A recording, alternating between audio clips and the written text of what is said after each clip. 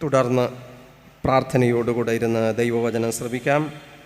വചന പ്രഘോഷണത്തിനായി സ്നേഹമുള്ള ബ്രദർ ജയധരൻ അവരുടെ സ്നേഹത്തോടുകൂടെ ക്ഷണിക്കും.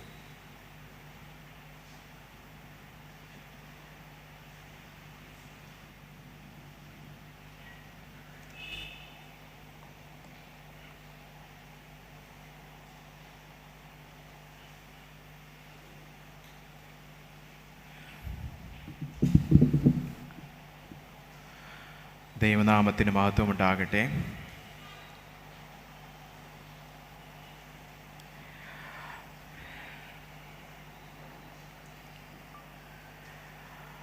കൺവെൻഷൻ്റെ രണ്ടാം രാത്രി നാം വീണ്ടും കടന്നു വന്നിരിക്കുന്നു.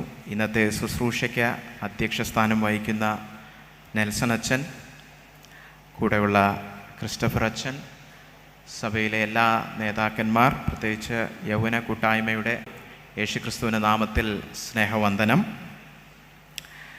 രണ്ടാമത്തെ രാത്രി ആയതുകൊണ്ട് തന്നെ ഇന്നലത്തെ പോലെ ഒരു ദീർഘമായ ആമുഖത്തിന് സമയമെടുക്കുന്നില്ല. എന്നാലും ഇന്നലെ കടന്നു വരാത്തവർ ഈ കൂട്ടത്തിൽ കാണും. അതുകൊണ്ട് തന്നെ അല്പം വളരെ ചുരുക്കമായിട്ട് ആമുഖം, നമ്മുടെ ഈ 3 ദിവസത്തെ ധ്യാനത്തെക്കുറിച്ചുള്ളൊരു ആമുഖം പറഞ്ഞുകൊള്ളട്ടെ. നമ്മുടെ ഈ 3 ദിവസത്തെ ധ്യാനം അല്ലെങ്കിൽ 3 ദിവസത്തെ കൺവെൻഷൻ ഒരു തുടർമാനമായൊരു ധ്യാനമാണെന്ന് ഞാൻ ഇന്നലെ പറഞ്ഞായിരുന്നു. നമ്മുടെ കുറിവാക്യമായിട്ട് നാം എടുത്തിരിക്കുന്നത് യോഹന്നാൻ 14:6 ഇവിടെ കർത്താവ് പറഞ്ഞത്, ഞാൻ തന്നെ വഴിയും സത്യവും ജീവനുമാകുന്നു, ഞാൻ മുഖാന്തരമല്ലാതെ ആരും പിതാവിൻ്റെ അടുക്കൽ വരുന്നില്ല.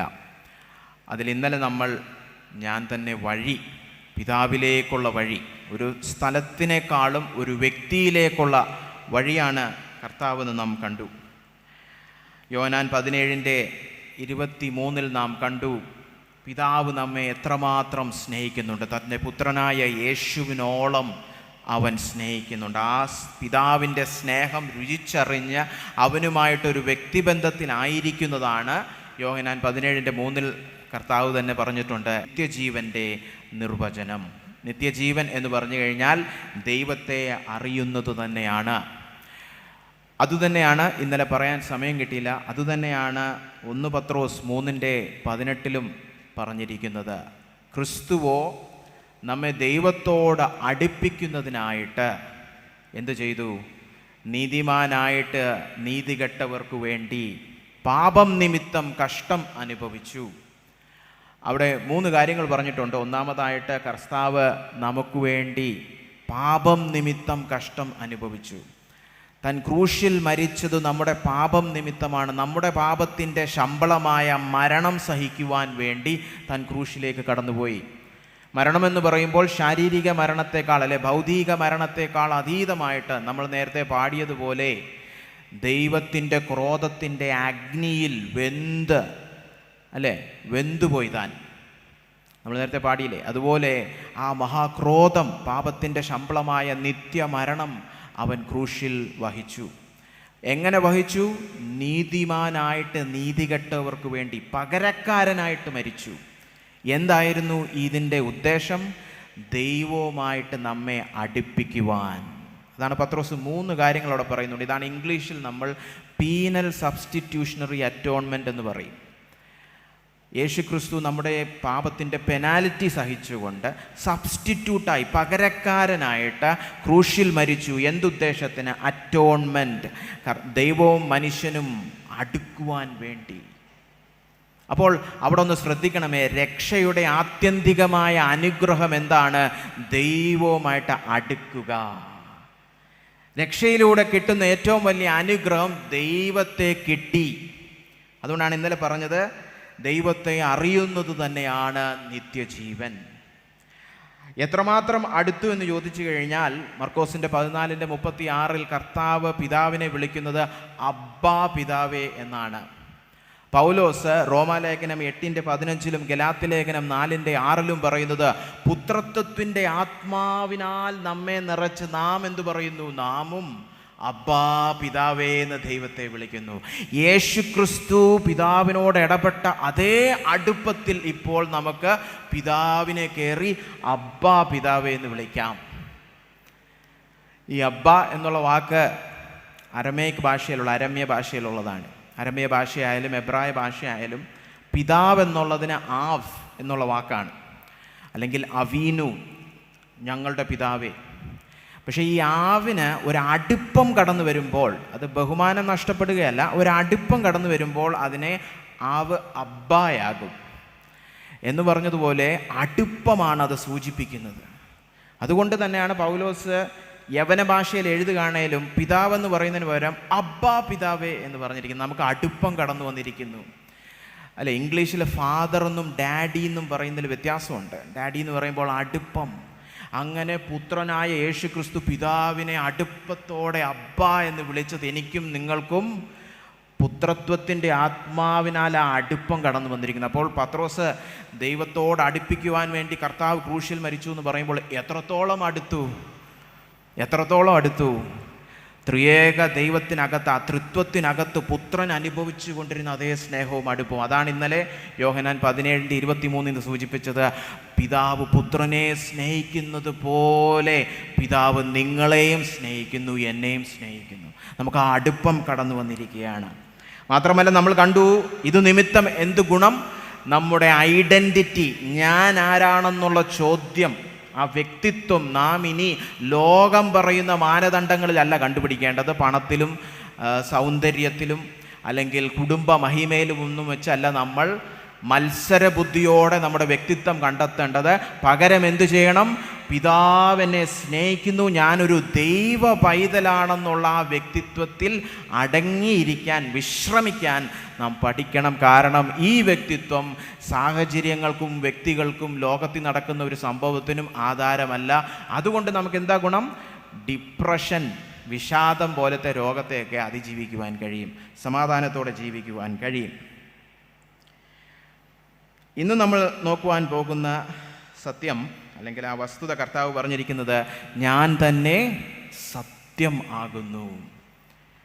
അപ്പോൾ ഞാൻ ഇന്നലെ പറഞ്ഞു, ഈ 3 ദിവസത്തെ ധ്യാനത്തിൽ നാം ഈ 3 വിശദീകരണങ്ങളോട് കൂടെ ചിന്തിക്കുന്നത് ത്രിയേക ദൈവത്തിലെ ഓരോ ആളത്വങ്ങളുമായിട്ടുള്ള നമ്മുടെ ബന്ധമാണ്. അപ്പോൾ ഇന്നലെ പിതാവുമായിട്ടുള്ള ബന്ധം, ഇന്ന് പുത്രനുമായിട്ടുള്ള വ്യക്തിപരമായ ബന്ധത്തെക്കുറിച്ച്, ഒരു ക്രിസ്തു ശിഷ്യനെ സംബന്ധിച്ച് പുത്രനായ യേശു ക്രിസ്തുവുമായിട്ടുള്ള ബന്ധം, അതിനെക്കുറിച്ചാണ് നമ്മൾ ചിന്തിക്കുക. 3 ദിവസവും ബന്ധത്തെക്കുറിച്ചാണ് ചിന്തിക്കുന്നത്.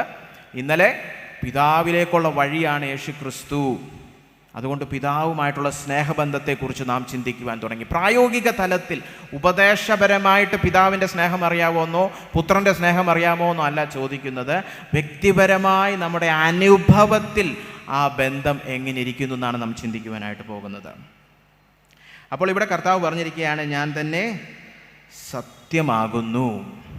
ഈ സത്യം എന്ന് പറയുമ്പോൾ പെട്ടെന്ന് നമ്മുടെ മനസ്സിൽ വരുന്ന എന്താണ്?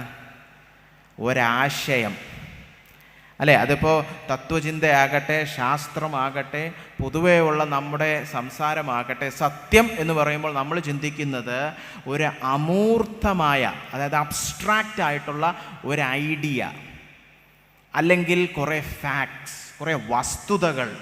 ഇതാണ് നമ്മൾ സാധാരണ ചിന്തിക്കുന്നത്. യോഹന്നാൻ 18 നമ്മൾ വായിക്കുന്നുണ്ട്, പീലാത്തോസ് കർത്താവിനെ നോക്കി ചോദിക്കുന്നൊരു ചോദ്യം, എന്താ സത്യം? What is truth? അല്ലേ, എന്താണ് ഈ സത്യം? എന്നാൽ ബൈബിളിൽ, വിശേഷിച്ച് സുവിശേഷത്തിൽ നമ്മൾ പഠിക്കുന്നത് എന്താണെന്നറിയാമോ?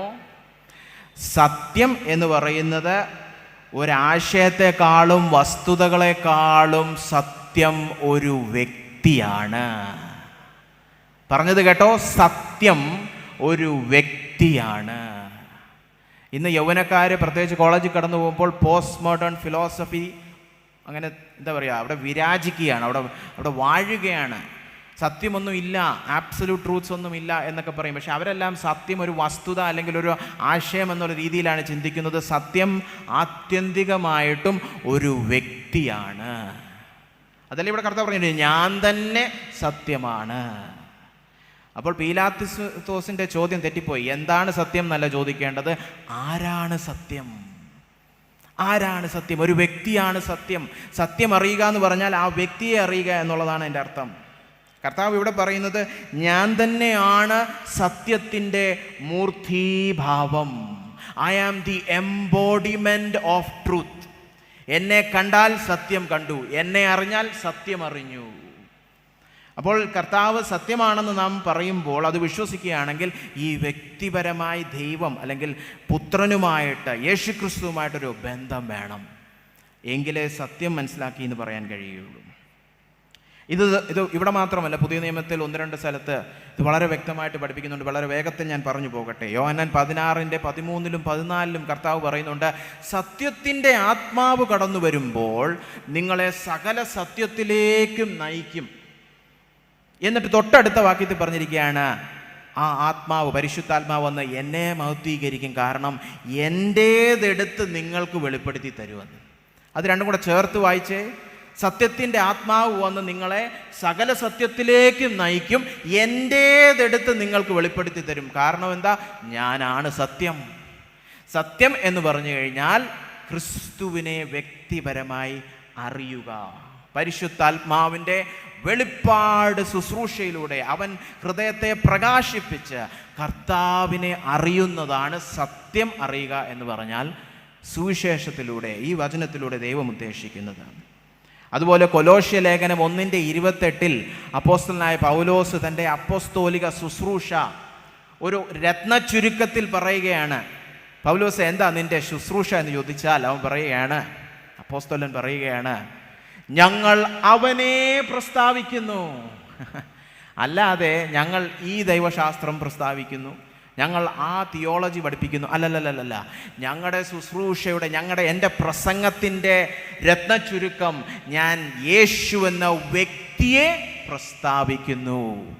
അതിലൂടെ സകലരെയും പക്വതയിലേക്ക് വളർത്തുവാൻ നോക്കുന്നു. കണ്ടോ, അപ്പോസ്തലൻ പ്രസംഗിച്ചത് ഒരു മതമല്ല, ഒരു തത്വമല്ല, കുറേ വസ്തുതകളല്ല, ഒരാശയമല്ല, ഒരു വ്യക്തിയെയാണ് അവൻ പ്രസംഗിച്ചത്.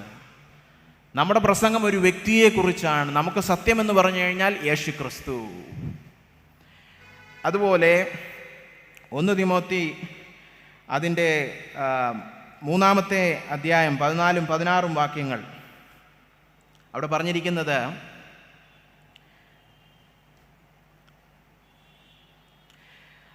സത്യത്തിൻ്റെ തൂണും അടിസ്ഥാനവുമായി ജീവനുള്ള ദൈവത്തിൻ്റെ സഭയാകുന്ന ദേവാലയം. ഉണ്ടോ? അപ്പം കർത്താവിന് സഭയെക്കുറിച്ചൊരു ഉദ്ദേശമുണ്ട്. അതെന്തോ ജീവനുള്ള ദൈവത്തിൻ്റെ സഭയാകുന്ന ദേവാലയം എന്തായിരിക്കണം? സത്യത്തിൻ്റെ തൂണും അടിസ്ഥാനവുമായിരിക്കണം. എന്നിട്ട് അവിടെ പറഞ്ഞിരിക്കുകയാണ്, ദൈവഭക്തിയുടെ മർമ്മം. അതിനോട് ചേർന്ന് തൊട്ടടുത്ത വാക്യത്തിൽ പറഞ്ഞിട്ട് ദൈവഭക്തിയുടെ മർമ്മം. അപ്പം ഈ മർമ്മം പ്രസ്താവിക്കുന്ന സഭയായിരിക്കണം. മർമ്മം എന്ന് പറയുമ്പോൾ ഈ ഞാടി ഞരമ്പ് മർമ്മമല്ല. ബൈബിളിലെ മർമ്മം എന്ന് പറഞ്ഞാൽ മിസ്റ്ററീസ്. പഴയ നിയമത്തിൽ, അതായത് കർത്താവിൻ്റെ വരവിന് മുൻപായിട്ട് വെളിപ്പെടുത്തിയിട്ടില്ലാത്ത സത്യങ്ങൾ പരിശുദ്ധാത്മാവ് വെളിപ്പെടുത്തിയിരിക്കുന്നു. അതിനെയാണ് മർമ്മം എന്ന് പറയുന്നത്. അങ്ങനെ ദൈവഭക്തിയുടെ മർമ്മമുണ്ട്. ഈ സത്യങ്ങൾ വിളിച്ചു പറയുന്ന ഒരു കൂട്ടമായിരിക്കണം ദൈവസഭ. ആ സത്യത്തിൻ്റെ അടിസ്ഥാനമായിരിക്കണം, തൂണായിരിക്കണം. ദൈവഭക്തി വളർത്തുന്ന, സത്യം പ്രസ്താവിക്കുന്ന ഒരു ദേവാലയമായിരിക്കണം സഭ. ഇനി എന്തുവാ ഈ സത്യം? അതാണ് 16-ാം വാക്യത്തിൽ, അവൻ ജഡത്തിൽ വെളിപ്പെട്ടു, ആത്മാവിൽ നീതീകരിക്കപ്പെട്ടു, ദൂതന്മാർക്ക് പ്രത്യക്ഷനായി, ജാതികളുടെ ഇടയിൽ പ്രസംഗിക്കപ്പെട്ടു, ലോകത്തിൽ വിശ്വസിക്കപ്പെട്ടു, തേജസ്സിൽ എടുക്കപ്പെട്ടു. ദൈവഭക്തി വളർത്തുന്ന മർമ്മപ്രധാനമായ സത്യം, സഭ തൂണും അടിസ്ഥാനവുമായിരിക്കേണ്ട സത്യം എന്തുവാ? അത് ഒരു ഡോക്ടറിനല്ല, ഒരു ഉപദേശമല്ല. ഉപദേശമുണ്ട് അതിൽ, പക്ഷെ അതൊരു ഉപദേശമല്ല. അവൻ വന്നു, അവൻ മരിച്ചു, അവൻ ഉയർത്തെഴുന്നേറ്റു. യേശുക്രിസ്തുവാണ് സഭ പ്രസ്താവിക്കേണ്ട സത്യം. ദൈവഭക്തി വളർത്തുന്ന സത്യം യേശുക്രിസ്തു എന്ന സത്യമാണ്. യേശുക്രിസ്തുവിനെ കുറിച്ച് പ്രസംഗിക്കണം. യേശുക്രിസ്തു എന്ന വ്യക്തിയെ വെളിപ്പെടുത്തണം. അതാണ് സഭയുടെ ദൗത്യം. അപ്പോൾ ഇവിടെ എല്ലാം നാം കാണുന്നത്, സത്യം എന്ന് പറയുന്നത് ഒരു ഉപദേശത്തെക്കാളും, ഒരു തത്വത്തെക്കാളും, കുറേ വസ്തുതകളെക്കാളും ഒരു വ്യക്തിയാണ്. അവൻ യേശു. അപ്പോൾ കാതലായ ചോദ്യം, സത്യം അറിയാമോ എന്ന് നിങ്ങൾ ശോധന ചെയ്യുമ്പോൾ കാതലായ ചോദ്യം നിങ്ങൾക്ക് ഉപദേശം അറിയാമോ എന്നല്ല. ഇന്ന് അത് ചോദിക്കേണ്ട ഒരു കാലഘട്ടമാണ്. കാരണം ഉപദേശ ശുശ്രൂഷ വളരെ മങ്ങിയിരിക്കുന്നൊരു കാലഘട്ടമാണ് അല്ലേ. പൊതുവേ നമ്മൾ എല്ലാ ക്രിസ്തീയ വിഭാഗങ്ങളുടെയും കൺവെൻഷനൊക്കെ എടുത്തു കഴിഞ്ഞാൽ പ്രസംഗിക്കുന്നത് വെറും ചപ്പും ചവറും ഒക്കെയാണ്. അഭിവൃദ്ധിയുടെ സുവിശേഷവും മനുഷ്യൻ്റെ ജഡത്തിനെ സുഖിപ്പിക്കുന്ന വയറ്റിപ്പിഴപ്പ് ശുശ്രൂഷകളെന്ന് ഞാൻ പറയും. നിങ്ങൾക്ക് കടഭാരം മാറും, മറ്റേത് മാറും. ഇതൊക്കെ ഇത് കേട്ട് കൈയടിച്ച് ക്രൈസ്തലോട് പറയാൻ രക്ഷിക്കപ്പെടുമൊന്നും വേണ്ട. പിശാചും വന്നിരുന്ന് കൈയടിക്കും. ഉപദേശം പ്രസംഗിക്കുന്നില്ല, അവനെക്കുറിച്ചുള്ള ഉപദേശം പ്രസംഗിക്കുന്നില്ല. അതുകൊണ്ട് തന്നെ ദൈവഭക്തി വളരുന്നുമില്ല. അപ്പോൾ നിങ്ങളോട് തന്നെ ചോദിക്കുക, ഉപദേശം അറിയാമോ, സൺഡേ സ്കൂളിലെ ക്ലാസ്സൊക്കെ അറിയാമോ എന്നൊക്കെ ചോദിക്കുന്നതിനുപരിയായി, അതൊക്കെ അത്യാവശ്യമാണോ, ഒന്നും വേണ്ടെന്നല്ല. പക്ഷെ അതൊക്കെ മുഖാന്തരം ആത്യന്തികമായിട്ട് നാം എത്തിപ്പെടേണ്ടത്, എനിക്ക് കർത്താവിനെ വ്യക്തിപരമായി അറിയാമോ. ഇന്നലെ ഞാൻ ചോദിച്ചു, പിതാവിനെ അറിയാമോ, വ്യക്തിപരമായി അറിയാമോ? എന്നിട്ട് നമ്മൾ പ്രായോഗിക തലത്തിൽ അങ്ങനെ ഒരു അറിവുണ്ടെങ്കിൽ എന്തായിരിക്കും തെളിവെന്ന് നമ്മൾ നോക്കി. അത് വെച്ച് നമ്മൾ നമ്മുടെ ജീവിതം ഒന്ന് ശോധന ചെയ്തു. എനിക്ക് വ്യക്തിപരമായി പിതാവിനെ അറിയാമോ? ഇന്ന് എനിക്ക് ചോദിക്കുവാനുള്ളത്, നിങ്ങൾക്ക് യേശുക്രിസ്തുവിനെ വ്യക്തിപരമായി അറിയാമോ? ബൈബിൾ അറിയാമോ എന്നല്ല ചോദിച്ചത്.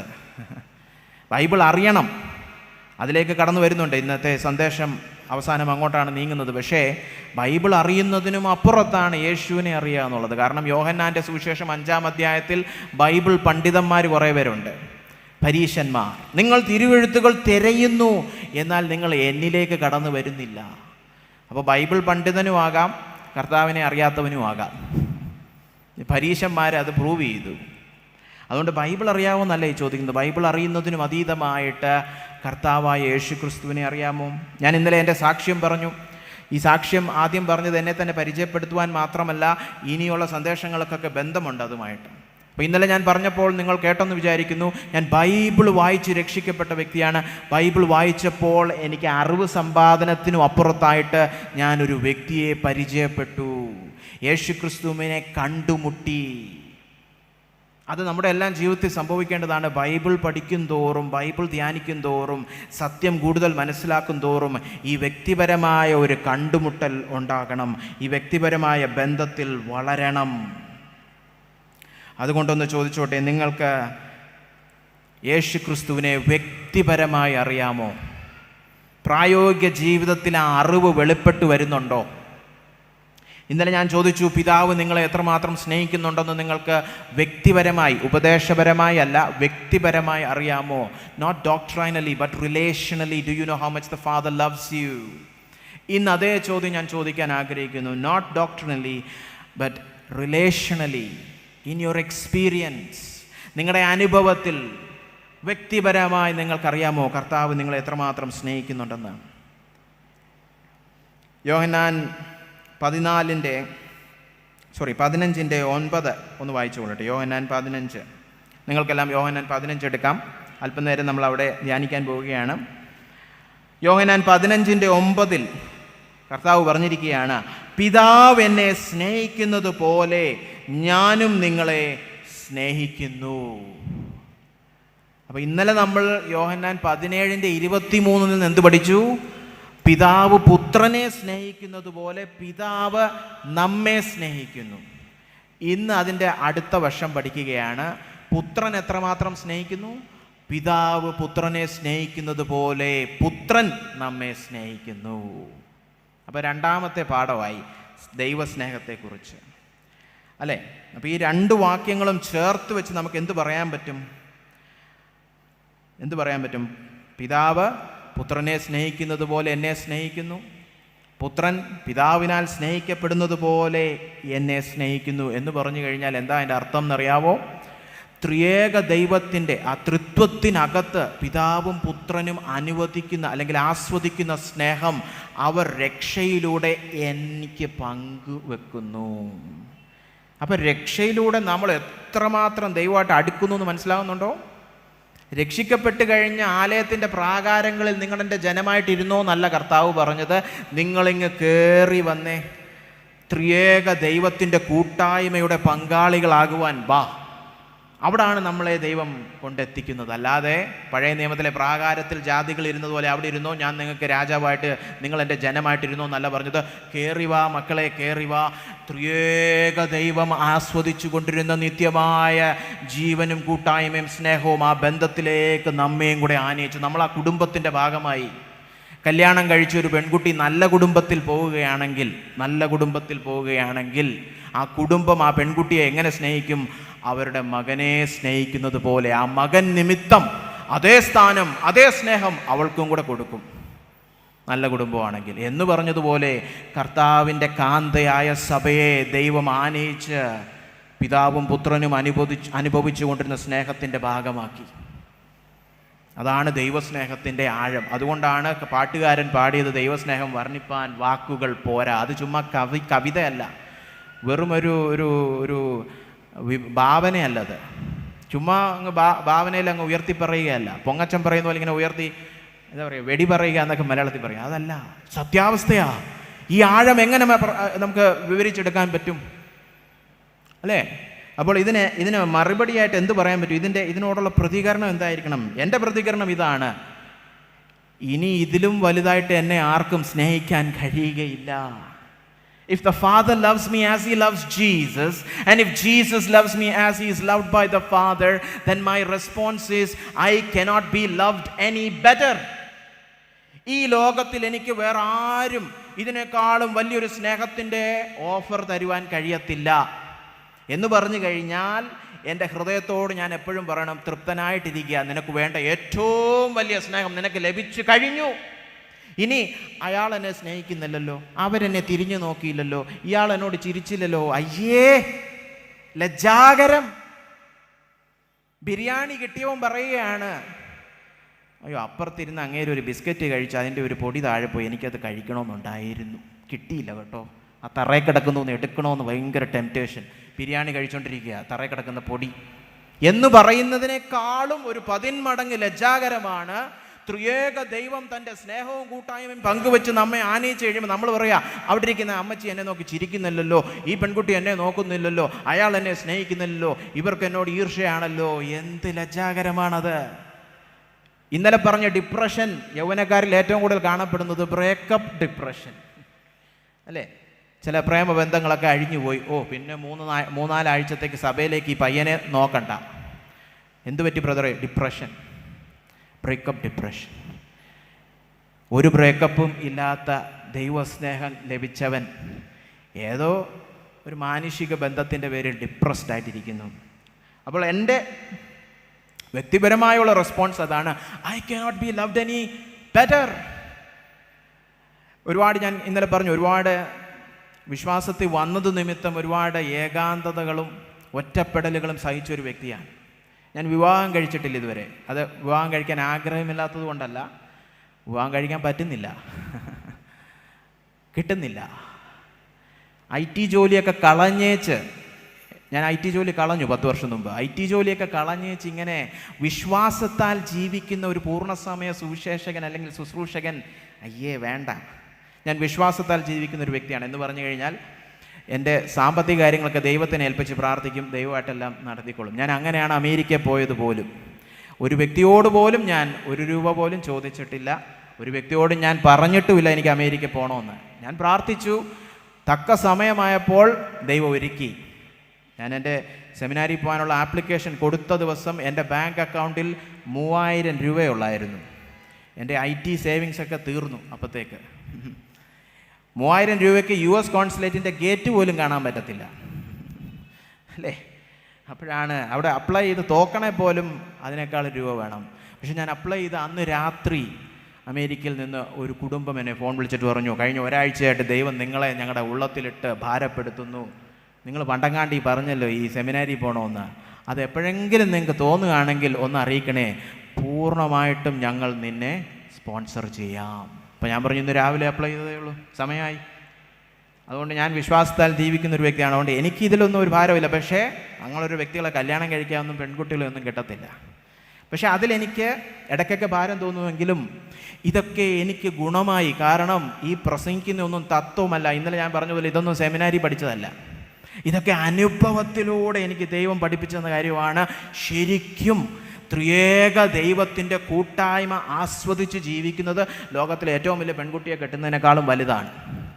ഇതെന്തെങ്കിലും ഭാവിയിൽ എൻ്റെ ഭാര്യ കാണും, അതിലൊരു കുഴപ്പവും ഇല്ല. കാരണം സത്യമാണ് ഞാനീ പറഞ്ഞത്. ത്രിയേക ദൈവത്തിൻ്റെ സ്നേഹം ലഭിച്ചു കഴിഞ്ഞാൽ പിന്നെ അതിനേക്കാളും വലുതായ ഒരു സ്നേഹം വേറെയില്ല. ഇനി പ്രത്യേകിച്ച് യൗവനക്കാർ ശ്രദ്ധിച്ച് ഈ വേദഭാഗം ഒന്ന് നോക്കുക. 10ാമത്തെ വാക്യത്തിൽ കർത്താവ് ഇത്ര വലിയ സ്നേഹം നമുക്ക് നൽകുകയാണ്. Is offering it. എത്ര വലിയ സ്നേഹം! Infinite love.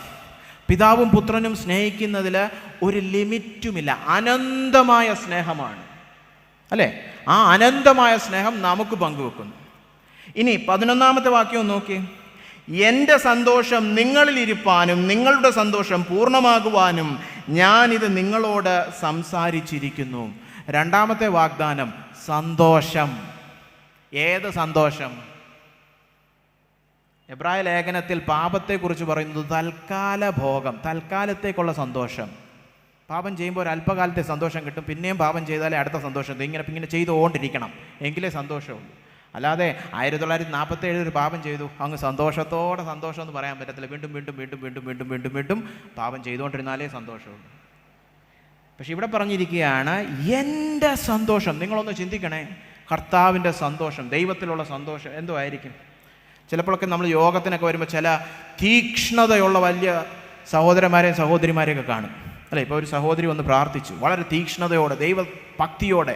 അപ്പോൾ നമ്മളൊക്കെ വിചാരിക്കും ഇതിൻ്റെ ഒരു 10% എനിക്ക് കിട്ടിയിരുന്നെങ്കിൽ, അല്ലേ?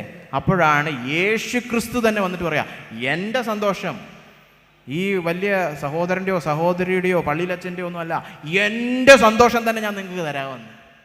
അയ്യോ, പിന്നെന്തോ വേണം? അതുകൊണ്ടാണ് അവിടെ പറഞ്ഞിരിക്കുന്നത് എൻ്റെ സന്തോഷം നിങ്ങളുടെ സന്തോഷമാകുമ്പോൾ എന്തോ പറ്റുമെന്നറിയാവോ? നിങ്ങളുടെ സന്തോഷം ഫുൾ ടാങ്ക് ആകുമെന്ന്, അല്ലേ? നിങ്ങളുടെ സന്തോഷം പരിപൂർണമാകും. അപ്പോൾ ഇവിടെ നിങ്ങൾ ചിന്തിക്കണേ, പ്രത്യേകിച്ച് യൗവനക്കാരോടാണ്. ഇവിടെ 2 കാര്യങ്ങൾ കർത്താവ് നമുക്ക് തരുന്നുണ്ട്. എന്തൊക്കെയാണ്? അനന്തമായ സ്നേഹം, പരിപൂർണമായ സന്തോഷം. എല്ലാവരും കേട്ടല്ലോ? അനന്തമായ സ്നേഹം, പരിപൂർണമായ സന്തോഷം. ഇനി നിങ്ങൾ നിങ്ങളുടെ ജീവിതത്തിൽ നിങ്ങളെ ഏറ്റവും കൂടുതൽ വേട്ടയാടുന്ന പ്രലോഭനങ്ങൾ ഒന്ന് ചിന്തിച്ചേ. നിങ്ങളെപ്പോഴും വീണുപോകുന്ന, മുറുകെ പിടിക്കുന്ന പാപം ഒന്ന് ചിന്തിച്ചേ. എന്തുകൊണ്ടാണ് നിങ്ങൾ എപ്പോഴും വീണ്ടും വീണ്ടും വീണു പോകുന്നേ? ഈ പാപം നിങ്ങളുടെ ജീവിതത്തിൽ കടന്നു വരുമ്പോൾ അത് പ്രലോഭനത്തിലൂടെ നിങ്ങൾക്ക് ചില മോഹന വാഗ്ദാനങ്ങളൊക്കെ നൽകാറുണ്ട്. ഏത് പാപം വേണേ എടുത്തോ, ആ വാഗ്ദാനം എന്തുമായിരിക്കും എന്നറിയാവോ? ഈ പറഞ്ഞ 2 കാര്യങ്ങളായിരിക്കും. ഒന്നുകിൽ പാപം പറയും, നീ ഇത് ചെയ്താൽ മറ്റുള്ളവർ നിന്നെ അംഗീകരിക്കും, നിനക്ക് സുഹൃത്ത് ബന്ധം ഉണ്ടാവും, അല്ലേ? ചിലപ്പോൾ കോളേജിലൊക്കെ പോകുമ്പോൾ പറയും, ഈ ആകാത്തതായ അല്ലെങ്കിൽ പറയാൻ കൊള്ളാത്ത ചില കോമഡിയൊക്കെ അടിച്ചു കഴിഞ്ഞാൽ ആളുകൾ പറയും നീ ആൾ കൊള്ളാം, അപ്പോൾ കുറച്ച് ആൾ കൂടും, അല്ലേ? ഒരുപാട് ഈ കോളേജിൽ വിഡ്ഢിത്തരം പറയുന്ന, കോമഡി അടിക്കുന്ന, വളുപ്പടിക്കുന്നവർ ഉള്ളിൻ്റെ ഉള്ളിൽ ഏകാന്തത ഭയപ്പെടുന്നവരാണ്. അയ്യോ, ഞാൻ കോമഡി അടിച്ചില്ല, അവരെല്ലാം കൂടെ എന്നെ തള്ളിക്കളയും, വേറൊന്നും കണ്ടിട്ട് ആരും എൻ്റെ കൂട്ടം വരുന്നില്ല, അപ്പോൾ ഞാൻ കുറച്ച് കോമഡി അടിച്ചുകൊണ്ടിരിക്കുക. അപ്പോൾ ആളെ കൂട്ടുവാൻ വേണ്ടി, ആരുടെയെങ്കിലുമൊക്കെ അംഗീകാരം കിട്ടുവാൻ വേണ്ടി ഇത് ചെയ്യുന്നു. പാപം ചെയ്താൽ കൂട്ടായ്മ ലഭിക്കും, സ്നേഹം ലഭിക്കും. അല്ലെങ്കിൽ പാപം വന്നിട്ട് പറയും ഇത് ചെയ്താൽ ഭയങ്കര സുഖമാണ്, pleasure. You are always tempted by these 2 things. You want intimacy or pleasure. ഇത് രണ്ടിനും വേണ്ടിയിട്ടാണ് നമ്മൾ പാപം ചെയ്യുന്നത്. പ്രത്യേകിച്ച് യൗവനക്കാരുടെ പാപങ്ങൾ, യൗവന മോഹങ്ങൾ എന്ന് ബൈബിളിൽ പറഞ്ഞിരിക്കുന്നത്. നിങ്ങൾക്ക് അടുപ്പം വേണം അല്ലെങ്കിൽ സുഖം വേണം. രണ്ടിനും ശരിയായിട്ടുള്ള ഉത്തരം എവിടാ? കർത്താവിൽ. അനന്തമായ സ്നേഹവും പരിപൂർണമായ സന്തോഷവും പാപത്തിലല്ല ലഭിക്കുന്നത്. സത്യത്തിൻ്റെ മൂർത്തീഭാവമായ യേശുക്രിസ്തു നമ്മളോട് പറയുകയാണ്, എൻ്റെ സ്നേഹത്തിലേക്ക് കടന്നു വരിക. ഈ സ്നേഹം, ത്രിയേക ദൈവം പങ്കുവെക്കുന്ന ഈ സ്നേഹം അനുഭവിക്കുമെങ്കിൽ നിങ്ങൾക്ക് അനന്തമായ സ്നേഹവും കിട്ടും, പരിപൂർണമായ സന്തോഷവും ലഭിക്കും. നിങ്ങളുടെ ഹൃദയത്തിൻ്റെ ആ വിശപ്പടങ്ങും. പല യൗവനക്കാരും പറയുന്നതോ ഇത് ഈ പള്ളിയിൽ പോക്കും പ്രസംഗം കേൾക്കുന്നതൊക്കെ ബോറ് പരിപാടിയാണ്. ബോറ് പരിപാടി ആയിരിക്കും, അത് നടത്തുന്നവരുടെ കുഴപ്പം. പക്ഷെ കർത്താവ് വിളിക്കുന്നത് ബോർ പരിപാടിക്കല്ല, നിങ്ങളുടെ സന്തോഷം പരിപൂർണമാക്കുവാൻ വേണ്ടിയിട്ടാണ് അവൻ വിളിക്കുന്നത്, അല്ലാതെ ബോറടിപ്പിക്കാനല്ല. പണ്ടൊരിക്കൽ ഒരു ബ്രദർ പറഞ്ഞു, ഈ സ്വർഗത്തിൽ പോയിട്ട് നിത്യമായിട്ടുള്ള ഒരു പ്രാർത്ഥന യോഗമായിരിക്കും, ഒരിക്കലും തീരത്തില്ല അല്ലേ. ഇത് ഇന്നത്തെ മീറ്റിംഗ് 8:30-9 തീരും അല്ലേ, അത് ഒരിക്കലും തീരത്തില്ലെന്ന്. അയ്യോ എന്തൊരു ബോറ് പരിപാടിയാണ്. അപ്പം തീരാത്ത ഒരു പ്രാർത്ഥന യോഗത്തിനാണ് സ്വർഗത്തിൽ പോകുന്നത്, അതിനേക്കാളും നല്ലത് നരകത്തിൽ പോകുന്നതാണ്. എന്നാൽ പരിപൂർണ സന്തോഷത്തിലേക്കാണ് നമ്മൾ പോകുന്നത്, പരിപൂർണ സന്തോഷത്തിലേക്ക്. അല്ലാതെ ബോറടിക്കാൻ ആരെയും വിളിച്ചിട്ടില്ല. അത് മതമാണ് ബോറടിപ്പിച്ചത്. മനുഷ്യൻ എന്തൊക്കെയോ കോപ്രായം കാണിക്കുന്നുണ്ട്, മതം ബോറടിയാണ്. യേശുക്രിസ്തു വിളിക്കുന്ന വ്യക്തിബന്ധം നിങ്ങളുടെ ഹൃദയത്തിൻ്റെ ആ സന്തോഷത്തിനായിട്ടുള്ള ദാഹം പൂർണ്ണമായിട്ട് അത് സംതൃപ്തി നൽകുവാൻ വേണ്ടിയിട്ടാണ് ദൈവം നിങ്ങളെ വിളിക്കുന്നത്. അതുകൊണ്ട് യൗവനക്കാരെ ദൈവത്തിലേക്ക് അടുക്കുക എന്ന് പറയുന്നത് ലോകം പറയും ബോറ് പരിപാടിയാണ്. നിങ്ങൾ മനസ്സിലാക്കുക, പരിപൂർണ സന്തോഷത്തിനായിട്ടാണ് കർത്താവ് എന്നെ വിളിക്കുന്നത്. അപ്പോൾ എങ്ങനെയാണ് നമ്മൾ പ്രലോഭനത്തെ അതിജീവിക്കേണ്ടത്? പ്രലോഭനം വന്ന് കള്ളം പറയും, നിനക്ക് പരിപൂർണ സന്തോഷം കിട്ടും ഇത് ചെയ്തു കഴിഞ്ഞാൽ. ഇല്ലല്ലല്ല, എൻ്റെ ദൈവത്തിൻ്റെ സ്നേഹത്തിൽ അടങ്ങിയിരിക്കുന്നിടത്താണ് പരിപൂർണ സന്തോഷം. അത് വിവേചിച്ച ആ നുണയെ നിങ്ങൾ പറയുമ്പോൾ പാപത്തിൻ്റെ മേൽ ജയം ലഭിച്ചു. അല്ലാതെ നമ്മൾ സദാചാര ബോധത്തിൽ കുറേ നല്ലത് ചെയ്യുന്നു തെറ്റ് ചെയ്യുന്നു, അല്ലല്ലല്ല, മോറൽ സയൻസ് അല്ല സഭയെ പഠിപ്പിക്കുന്നത്. സുവിശേഷം, യേശുവിൻ്റെ സ്നേഹം നിമിത്തം ഞാൻ ദോഷത്തെ വിട്ടകലുന്നു, നീതിയെ അനുസരിക്കുന്നു. ഈ സ്നേഹം നിമിത്തമാണ്.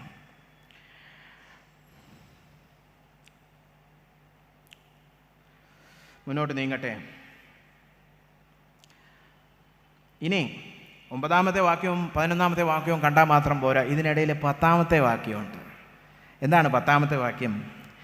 ഞാൻ എൻ്റെ പിതാവിൻ്റെ കൽപ്പനകൾ പ്രമാണിച്ച് അവൻ്റെ സ്നേഹത്തിൽ വസിക്കുന്നത് പോലെ നിങ്ങൾ എൻ്റെ കൽപ്പനകൾ പ്രമാണിച്ചാൽ എൻ്റെ സ്നേഹത്തിൽ വസിക്കും. നമുക്കറിയാം 15-ാം അധ്യായം കർത്താവിൽ വസിക്കും. ഞാൻ കൊമ്പാകുന്നു, ഞാൻ മുന്തിരിവള്ളിയാകുന്നു, നിങ്ങൾ എൻ്റെ കൊമ്പാകുന്നു. എന്നിൽ വസിക്കുക, എന്നിൽ വസിക്കാതെ നിങ്ങൾക്കൊന്നും ചെയ്യുവാൻ സാധ്യമല്ല, എന്നെ കൂടാതെ നിങ്ങൾക്കൊന്നും സാധ്യമല്ല എന്നൊക്കെ പറഞ്ഞു. വസിക്കുക. 9-ാമത്തെ വാക്യത്തിൻ്റെ അവസാനം പറഞ്ഞിരിക്കുന്നത് എൻ്റെ സ്നേഹത്തിൽ വസിക്കുക. ഈ പരിപൂർണ സ്നേഹം, ഈ അനന്തമായ സ്നേഹത്തിലേക്ക് കർത്താവ് വിളിച്ചു പറയാണ്, ഇതിൽ വസിക്കുക. പക്ഷെ എങ്ങനെയാ വസിക്കണ്ടേ? ഈ കർത്താവിൽ വസിക്കുക എന്ന് പറഞ്ഞാൽ വിസിറ്റ് ചെയ്യല്ല, വസിക്കുക. സൺഡേ തോറും വന്ന് വിസിറ്റ് ചെയ്യുന്ന പരിപാടിയല്ല, എപ്പോഴും വസിക്കുക. ഈ വസിക്കേണ്ട എങ്ങനെയാണെന്നുള്ളത് 10-ാമത്തെ വാക്യത്തിൽ വളരെ വ്യക്തമായിട്ട് പറഞ്ഞിട്ടുണ്ട്. പിതാവിൻ്റെ കൽപ്പനകൾ പ്രമാണിച്ച് ഞാൻ എൻ്റെ പിതാവിൻ്റെ സ്നേഹത്തിൽ വസിക്കുന്നത് പോലെ നിങ്ങൾ എൻ്റെ കൽപ്പനകൾ പ്രമാണിച്ച് എൻ്റെ സ്നേഹത്തിൽ വസിക്കുക. അപ്പോൾ എങ്ങനെ വസിക്കണ്ടേ? കൽപ്പനകൾ പ്രമാണിച്ച്. ദൈവത്തിൻ്റെ കൽപ്പനകൾ അനുസരിക്കുമെങ്കിൽ അവൻ്റെ സ്നേഹത്തിൽ വസിക്കുവാൻ കഴിയും. അവിടെയാണ് അനുസരണത്തിൻ്റെ വിഷയം കടന്നു വരുന്നത്. ഇവിടെയാണ് സത്യവും യേശുക്രിസ്തുവുമായുള്ള ബന്ധത്തിൽ ഈ ബൈബിൾ കടന്നു വരുന്നത്, വചനം കടന്നു വരുന്നത് ഈ ചിത്രത്തിൽ. കാരണം യേശുക്രിസ്തുവുമായിട്ട് വ്യക്തിപരമായി നമ്മുടെ അനുഭവത്തിൽ ഒരു ബന്ധം വേണമെങ്കിൽ അവൻ്റെ വചനം തിരുവെഴുത്തുകളുമായിട്ടൊരു ബന്ധം വേണം, അവൻ്റെ കൽപ്പനകളുമായിട്ടൊരു ബന്ധം വേണം. അല്ലാതെ ബൈബിളെല്ലാം മാറ്റി വെച്ചേച്ച് നമുക്ക് യേശുക്രിസ്തുവുമായിട്ടൊരു ബന്ധം കഴിയത്തില്ല. കാരണം 10-ാമത്തെ വാക്യത്തിൽ പറഞ്ഞിരിക്കുകയാണ്, കൽപ്പനകൾ പ്രമാണിക്കുമെങ്കിൽ എൻ്റെ സ്നേഹത്തിൽ വസിക്കും. അവിടെയാണ് അനുസരണത്തിൻ്റെ കാതലായ വിഷയം. അനുസരിച്ചെങ്കിൽ മാത്രമേ അവൻ്റെ സ്നേഹത്തിൽ വസിക്കുവാൻ കഴിയുകയുള്ളൂ. അതുകൊണ്ടാണ് ഇന്ന് നമ്മൾ എടുത്തു വായിച്ച യോഹന്നാൻ 8:31 മുതലുള്ള വാക്യങ്ങൾ നമ്മൾ വായിച്ചത്. കാരണം അവിടെ പറഞ്ഞിരിക്കുകയാണ്, തന്നിൽ വിശ്വസിച്ച യഹൂദന്മാരോട്. അപ്പോൾ യഹൂദന്മാർ യേശുവിനെ എതിർത്ത് നിൽക്കുകയാണ്, പകച്ചു നിൽക്കുകയാണ്. പക്ഷേ ഒരു ചെറിയ കൂട്ടർ ഒന്ന് വിശ്വസിച്ച് കളയാമെന്നൊക്കെ വിചാരിച്ചു. പക്ഷെ കർത്താവിന് മനസ്സിലായി അത് ശരിയായിട്ടുള്ള വിശ്വാസം അല്ല. അതുകൊണ്ടാണ് അവർക്ക് ഇങ്ങനൊരു ഉപദേശം താൻ കൊടുത്തത്. തന്നിൽ വിശ്വസിച്ച യഹൂദന്മാരോട് യേശു, എൻ്റെ വചനത്തിൽ നിലനിൽക്കും എങ്കിൽ, അല്ലാതെ ഒരു അത്ഭുതം കണ്ടു, ഒരു അടയാളം കണ്ടു, പെട്ടെന്നൊരു വിശ്വാസം, അതല്ല. എൻ്റെ വചനത്തിൽ നിലനിൽക്കുമെങ്കിൽ, എൻ്റെ കൽപ്പനകൾ പ്രമാണിക്കുമെങ്കിൽ നിങ്ങൾ വാസ്തവമായി എൻ്റെ ശിഷ്യന്മാരായി എന്ന് മാത്രമല്ല, അപ്പോഴാണ് നിങ്ങൾ സത്യം അറിയുകയും സത്യം നിങ്ങളെ സ്വതന്ത്രരാക്കുകയും ചെയ്യുന്നത്. അതുകൊണ്ട് അവൻ്റെ സത്യം അറിയണമെങ്കിൽ അവൻ്റെ വചനത്തിൽ നിലനിൽക്കണം. അപ്പോൾ വചനവുമായിട്ട് ബന്ധമുണ്ടെങ്കിലേ കർത്താവുമായിട്ട് ബന്ധം പറ്റത്തുള്ളൂ. ഈ നേരത്തെ പറഞ്ഞ അനന്തമായ സ്നേഹവും പരിപൂർണ്ണ സന്തോഷവും ഒക്കെ ചുമ്മാ കിട്ടത്തില്ല, അനുസരണം വേണം. വചനവുമായിട്ട് അനുസരണത്തിലുള്ളൊരു ബന്ധമുണ്ടെങ്കിൽ ഈ അനുഗ്രഹങ്ങളൊക്കെ നമുക്ക് അനുഭവിച്ച് പാപത്തെ അതിജീവിക്കുവാൻ കഴിയും. ഇവിടെ തന്നെ നോക്കിക്കേ, യോഹന്നാൻ 8 ഈ സത്യം ഞാൻ അറിയുകയാണെന്ന് എങ്ങനെ മനസ്സിലാക്കും? കുറേ പ്രസംഗങ്ങളൊക്കെ കേട്ട് എൻ്റെ അറിവ് കൂടുന്നതാണോ? അല്ല. ഇവിടെ തന്നെ കർത്താവ് പറയുകയാണ്, നിങ്ങൾ ശരിക്കും സത്യം മനസ്സിലാക്കിയെങ്കിൽ, സത്യം അറിഞ്ഞെങ്കിൽ നിങ്ങളുടെ ജീവിതത്തിൽ വെളിപ്പെട്ടു വരുന്ന ലക്ഷണം എന്താ? അവിടെ പറഞ്ഞിട്ടുണ്ട്, സത്യം നിങ്ങളെ സ്വതന്ത്രരാക്കും. സ്വതന്ത്രരാക്കും. എന്തിൽ നിന്ന് സ്വതന്ത്രരാക്കും? അതാണ് കാതലായ വിഷയം. അത് അടുത്ത വാക്യത്തിൽ അവർ തന്നെ ചോദിക്കുന്നുണ്ട്, യഹൂദന്മാർ തന്നെ ചോദിക്കുന്നുണ്ട്, ഞങ്ങൾ ആരുടെയും ദാസന്മാരും അടിമകളൊന്നും അല്ലല്ലോ, എന്തോന്ന് സ്വാതന്ത്ര്യം? അതെ, എന്തിൽ നിന്ന് സ്വാതന്ത്ര്യം? അതുകൊണ്ടാണ് കർത്താവ് കാതലായ വിഷയം പറഞ്ഞിരിക്കുന്നത്. നിങ്ങൾ പാപം ചെയ്യുന്നുണ്ടോ എങ്കിൽ നിങ്ങൾ പാപത്തിൻ്റെ അടിമയാണ്. അതിൽ നിന്നുള്ള സ്വാതന്ത്ര്യം നിങ്ങൾക്ക് തരും സത്യം. അപ്പോൾ സത്യം അറിയാമോ എന്ന ചോദ്യത്തിൻ്റെ ഉത്തരം, എനിക്ക് ഉപദേശം അറിയാം, ബൈബിൾ വാക്യങ്ങൾ കാണാതെ അറിയാം, സൺഡേ സ്കൂളിൽ പ്രൈസ് കിട്ടിയിട്ടുണ്ട്, പ്രസംഗിക്കാൻ അറിയാം, ഇതൊന്നുമല്ല. ഇതൊക്കെ പരീക്ഷനും അറിയാം. അല്ലല്ലല്ല, ശരിക്കും നിങ്ങളുടെ ജീവിതത്തിൽ സത്യം അറിഞ്ഞോ ഇല്ലേ എന്നുള്ളതിൻ്റെ ലക്ഷണം, അതിൻ്റെ ടെസ്റ്റ് എന്താണെന്ന് ചോദിച്ചാൽ, പാപം ചെയ്യുന്നതിൽ നിന്ന് സ്വാതന്ത്ര്യം ലഭിച്ചിട്ടുണ്ടോ? ലഭിച്ചു തുടങ്ങിയോ? ആ യാത്രയിലാണോ നിങ്ങളെല്ലാം? അതോ ഇപ്പോഴും പാപത്തിന് അടിമയായിട്ടിരിക്കുകയാണോ? പാപത്തിന് അടിമയായിട്ട് ഒരു രീതിയിലും പാപത്തിൽ നിന്നൊരു സ്വാതന്ത്ര്യവും അനുഭവിക്കുന്നില്ലെങ്കിൽ നിങ്ങൾ വീണ്ടും ചിന്തിക്കേണ്ടിയിരിക്കുന്നു, ശരിക്കും സത്യം അറിയാമോ? ശരിക്കും യേശുക്രിസ്തുവിനെ വ്യക്തിപരമായി അറിയാമോ? കാരണം എന്തുകൊണ്ടാണ് ദൈവപുത്രനെ മശിഹയായിട്ട് ഭൂമിയിലേക്ക് ദൈവം അയച്ചപ്പോൾ അവൻ്റെ പേര് യേശു ആയത്? പുതിയ നിയമത്തിലെ 1-ാമത്തെ പേജിൽ അത് വെളിപ്പെടുത്തിയിട്ടുണ്ടല്ലേ. എന്തുകൊണ്ടാണ് മശിഹായുടെ പേര് യേശു ആയത്? മത്തായി 1:21 പറഞ്ഞിട്ടുണ്ട്, ഇവനെ യേശു എന്ന് പേരിടണം, കാരണം ഇവൻ തൻ്റെ ജനത്തെ പാപത്തിൽ നിന്ന് വിടുവിക്കും.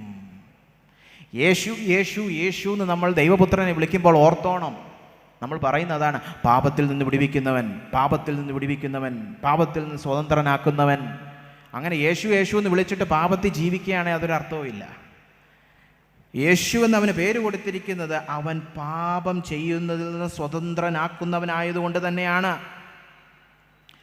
അതുകൊണ്ട് പ്രിയമുള്ളവരെ, നിങ്ങൾക്ക് സത്യമറിയാമോ? നിങ്ങൾക്ക് യേശുക്രിസ്തുവിനെ വ്യക്തിപരമായി അറിയാമോ എന്നൊക്കെ ഞാൻ വീണ്ടും വീണ്ടും ചോദിക്കുമ്പോൾ, കുറേ തിയോളജി അറിയാം, കുറേ വിജ്ഞാനമുണ്ട്, അറിവുണ്ടെന്ന് പറഞ്ഞിട്ട് കാര്യമില്ല. നിങ്ങളുടെ വ്യക്തിപരമായ നിങ്ങളുടെ ജീവിതത്തിൽ, അനുസരണ ജീവിതത്തിൽ പാപത്തിൽ നിന്ന് സ്വാതന്ത്ര്യം അനുഭവിച്ചു തുടങ്ങിയോ? പരിപൂർണ സ്വാതന്ത്ര്യമല്ല ഞാൻ ഈ ചോദിക്കുന്നത്, പൂർണ്ണമായിട്ടങ്ങ് വിശുദ്ധനായോ എന്നല്ല, പക്ഷേ പാപം ചെയ്യാതിരിക്കുവാൻ കഴിയും എന്ന് നിങ്ങൾ അനുഭവിച്ചു തുടങ്ങിയോ? അതാണ് കാതലായ വിഷയം.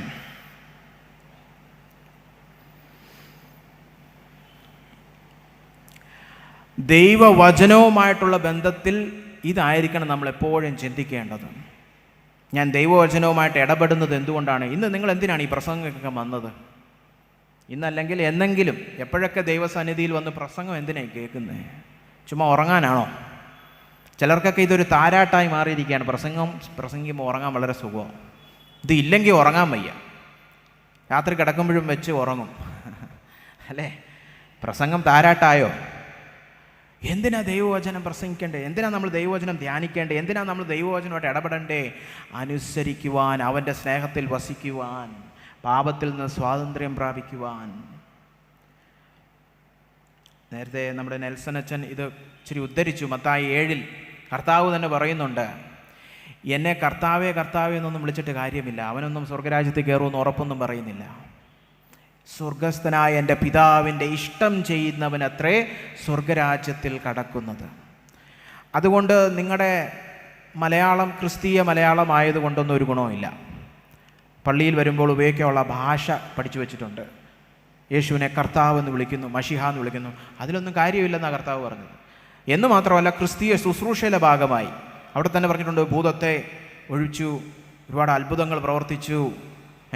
അതൊന്നും കാര്യമില്ല. കർത്താവേ കർത്താവേ ഞങ്ങൾ അതെല്ലാം ചെയ്തല്ലോ ഇതെല്ലാം ചെയ്തു. കർത്താവ് പറയുന്നത്, നിങ്ങൾ ആരാ ആരാ ആരാ എനിക്ക് മനസ്സിലായില്ലല്ലോ എന്ന് പറയും. എന്നിട്ട് 24 മുതൽ 27 വരെയുള്ള വാക്യങ്ങൾ, മത്തായി 7 24 മുതൽ 27 നമുക്ക് എല്ലാവർക്കും അറിയാം. അവിടെ കർത്താവ് ഈ ഗിരിപ്രഭാഷണം, തൻ്റെ ഏറ്റവും വലിയ പ്രസംഗ ശുശ്രൂഷ അവിടെ തൻ്റെ പ്രസംഗം ഉപസംഹരിക്കുകയാണ്. അപ്പോൾ അവിടെ നമുക്കെല്ലാവർക്കും അറിയാം, 2 വ്യക്തികളെക്കുറിച്ച് കർത്താവ് പറയുന്നുണ്ട്. ഒരാൾ പാറമേൽ വീട് പണിഞ്ഞു, മറ്റേയാൾ മണലിൽ മേൽ വീട് പണിഞ്ഞു, അല്ലേ? അപ്പോൾ ഒന്ന് ചിന്തിക്കണേ, ഇവർ തമ്മിലുള്ള വ്യത്യാസം എന്തുവാ? അതാണ് വളരെ പെട്ടെന്ന് ചിന്തിച്ച് 1-2 പ്രായോഗിക കാര്യങ്ങൾ പറഞ്ഞ് ഞാൻ എൻ്റെ ശുശ്രൂഷ അവസാനിപ്പിക്കാൻ ആഗ്രഹിക്കുന്നു. ഇവർ തമ്മിലുള്ള വ്യത്യാസം ഒന്ന് ശ്രദ്ധിക്കണേ. ഒരുവൻ വചനം കേട്ടു, മറ്റുള്ളവൻ വചനം കേട്ടില്ല എന്നല്ല അവിടെ പറഞ്ഞിരിക്കുന്നത്. അതായത് അവിശ്വാസിയും വിശ്വാസിയും തമ്മിലുള്ള വ്യത്യാസം സൂചിപ്പിക്കുവാനല്ല കർത്താവ് ഈ ഉപമ പറഞ്ഞത്, അല്ലെങ്കിൽ ഈ സാദൃശ്യം, ഈ ഒരു ദൃഷ്ടാന്തം പറഞ്ഞത്. കാരണം അവിടെ വ്യക്തമായിട്ട് പറഞ്ഞിട്ടുണ്ട്, നിങ്ങൾക്ക് വായിക്കാം. 2 പേരും വചനം കേട്ടു, അല്ലേ? എൻ്റെ വചനങ്ങളെ കേട്ടു ചെയ്യുന്നവനൊക്കെയും 24-ാമത്തെ വാക്യം, 26-ാമത്തെ വാക്യം, എൻ്റെ ഈ വചനങ്ങളെ കേട്ടു ചെയ്യാത്തവനും. അപ്പോൾ 2 പേരും കേട്ടു. 2 പേരും കൺവെൻഷന് വന്ന് പ്രസംഗകൻ പ്രസംഗിക്കുന്നത് കേട്ടു. 2 പേരും യൂട്യൂബ് ലൈവ് കണ്ടു. 2 പേരും സൂം മീറ്റിങ്ങിൽ കയറി ഒരേ മീറ്റിങ്ങിൽ ഒരേ പ്രസംഗകൻ പ്രസംഗിക്കുന്ന വചനമൊക്കെ കേട്ടു. അല്ലാതെ കേൾക്കാത്തവനും കേട്ടവനും തമ്മിലുള്ള വ്യത്യാസമല്ല, 2 പേരും കേട്ടു. ഇനി 2 പേരും കേട്ടെങ്കിലും ഒരുവനെ ചെയ്തുള്ളൂ. അപ്പോൾ പാറമേൽ പണിയുന്നവനും മണലിന്മേൽ പണിയുന്നവനുള്ള വ്യത്യാസം വചനം കേൾക്കുന്നതിലല്ല, വചനത്തോടുള്ള പ്രതികരണത്തിലാണ്. ഇവിടെ യോഗത്തിന് വന്നിരിക്കുന്നതിലല്ല നമ്മൾ തമ്മിലുള്ള വ്യത്യാസം, യോഗം കഴിഞ്ഞിട്ട് എങ്ങനെ പ്രതികരിച്ചു. ഒരുവൻ ചെയ്യാൻ തീരുമാനിച്ചു, അനുസരിക്കുവാൻ തീരുമാനിച്ചു, വചനത്തിൽ നിലനിൽക്കുവാൻ തീരുമാനിച്ചു, മറ്റവൻ മറന്നു. എന്ന് മാത്രമല്ല, ഈ 2 പേരും വീട് പണിയുന്നുണ്ട്. അല്ലാതെ ഒരുത്തൻ വീട് പണിഞ്ഞു മറ്റോ വീടൊന്നും പണിഞ്ഞില്ല എന്നുമല്ല. 3ാമതൊരു ഗ്രൂപ്പ് ഇല്ലതാനും, കേട്ടോ? അപ്പോൾ ഇന്ന് ഈ വചനം കേൾക്കുന്നവരിൽ 2 കൂട്ടരുണ്ട്. അത് നിങ്ങൾക്ക് തീരുമാനിക്കാം. നിങ്ങൾ അനുസരിക്കുവാൻ തീരുമാനിക്കുകയാണെങ്കിൽ നിങ്ങൾ ജ്ഞാനമുള്ളവൻ, പാറമേൽ പണിയാൻ ഉദ്ദേശിക്കുന്നു. അല്ലെങ്കിൽ നിങ്ങൾ മണലിൽ പണിഞ്ഞുകൊണ്ടിരിക്കുകയാണ്. പണി നിർത്താൻ പറ്റത്തില്ല, ഏതെങ്കിലും ഒരു പണി നടന്നുകൊണ്ടിരിക്കും, അതെ. അപ്പം നിങ്ങളോട് ചോദിക്കുകയാണ് പണി എന്തായെന്ന് വെച്ചാൽ, ഞാൻ പണിയൊന്നും ചെയ്യുന്നില്ലെന്ന് പറയാൻ പറ്റത്തില്ല. 3ാമതൊരു ഗ്രൂപ്പില്ല. ഒന്നെങ്കിൽ നിങ്ങൾ പാറമേൽ പണിഞ്ഞുകൊണ്ടിരിക്കുന്നവരാണ് അനുസരണത്തിലൂടെ, അല്ലെങ്കിൽ നിങ്ങൾ വചനമൊക്കെ ചുമ്മാ ഇങ്ങനെ കേൾക്കുന്നുണ്ട്, അറിവ് കൂടുന്നുണ്ട്, പക്ഷേ മണലിൽ നിന്ന് പണിഞ്ഞുകൊണ്ടിരിക്കുക. 2ഉം പണി നടക്കുന്നുണ്ട്. അതുകൊണ്ട് ന്യൂട്രലായിരിക്കാൻ, തേർഡ് പാർട്ടിയായിട്ടിരിക്കാൻ പറ്റത്തില്ല.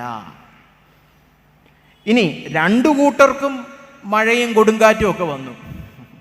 അല്ലാതെ ഭക്തന് മാത്രമോ അല്ലെങ്കിൽ അഭക്തന് മാത്രമോ അല്ല, 2 കൂട്ടർക്കും ദൈവം ശോധനയും എല്ലാ കൊടുങ്കാറ്റും മഴയും എല്ലാം വന്നു.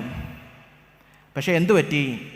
ഈ പ്രതിസന്ധിയിൽ ഇവരുടെ പ്രവൃത്തി വെളിപ്പെട്ടു, അല്ലേ? ക്രിസ്തീയ സമൂഹത്തിൽ നമുക്കറിയാം, കഷ്ടത വരുമ്പോൾ വിശ്വാസത്തിൻ്റെ ശരിയായ സ്വഭാവം വെളിപ്പെട്ട് വരും. ഒന്നുകിൽ കഷ്ടതയിൽ ദൈവത്തെ തള്ളിപ്പറയും, നേരത്തെ നമ്മൾ യോബിൻ്റെ കാര്യം കേട്ടോല്ലേ, ഒന്നുകിൽ തള്ളിപ്പറയാം, അല്ലെങ്കിൽ വിശ്വാസത്തിൻ്റെ ആ മഹത്വം വെളിപ്പെട്ട് വരും. കഷ്ടതയിലാണ് അതൊക്കെ വെളിപ്പെട്ട് വരുന്നത്. ഇവൻ പാറമേൽ പണിയുന്നവനാന്ന് വൻമഴ വന്നപ്പോൾ വെളിപ്പെട്ടു. ഇവൻ 7 നില കെട്ടിക്കൊണ്ടിരുന്നു, മുഴുവൻ മണ്ണായിരുന്നെന്ന് വൻമഴ വന്നപ്പോൾ വെളിപ്പെട്ടു. മഴ വരുമ്പോൾ വെളിപ്പെട്ട് വരും. കോവിഡ് വന്നപ്പോൾ എല്ലാവരും പറഞ്ഞു, അയ്യോ സഭയിലൊന്നും പോകാൻ പറ്റുന്നില്ല, ആത്മീയതയൊക്കെ അങ്ങ് പോയെന്ന്.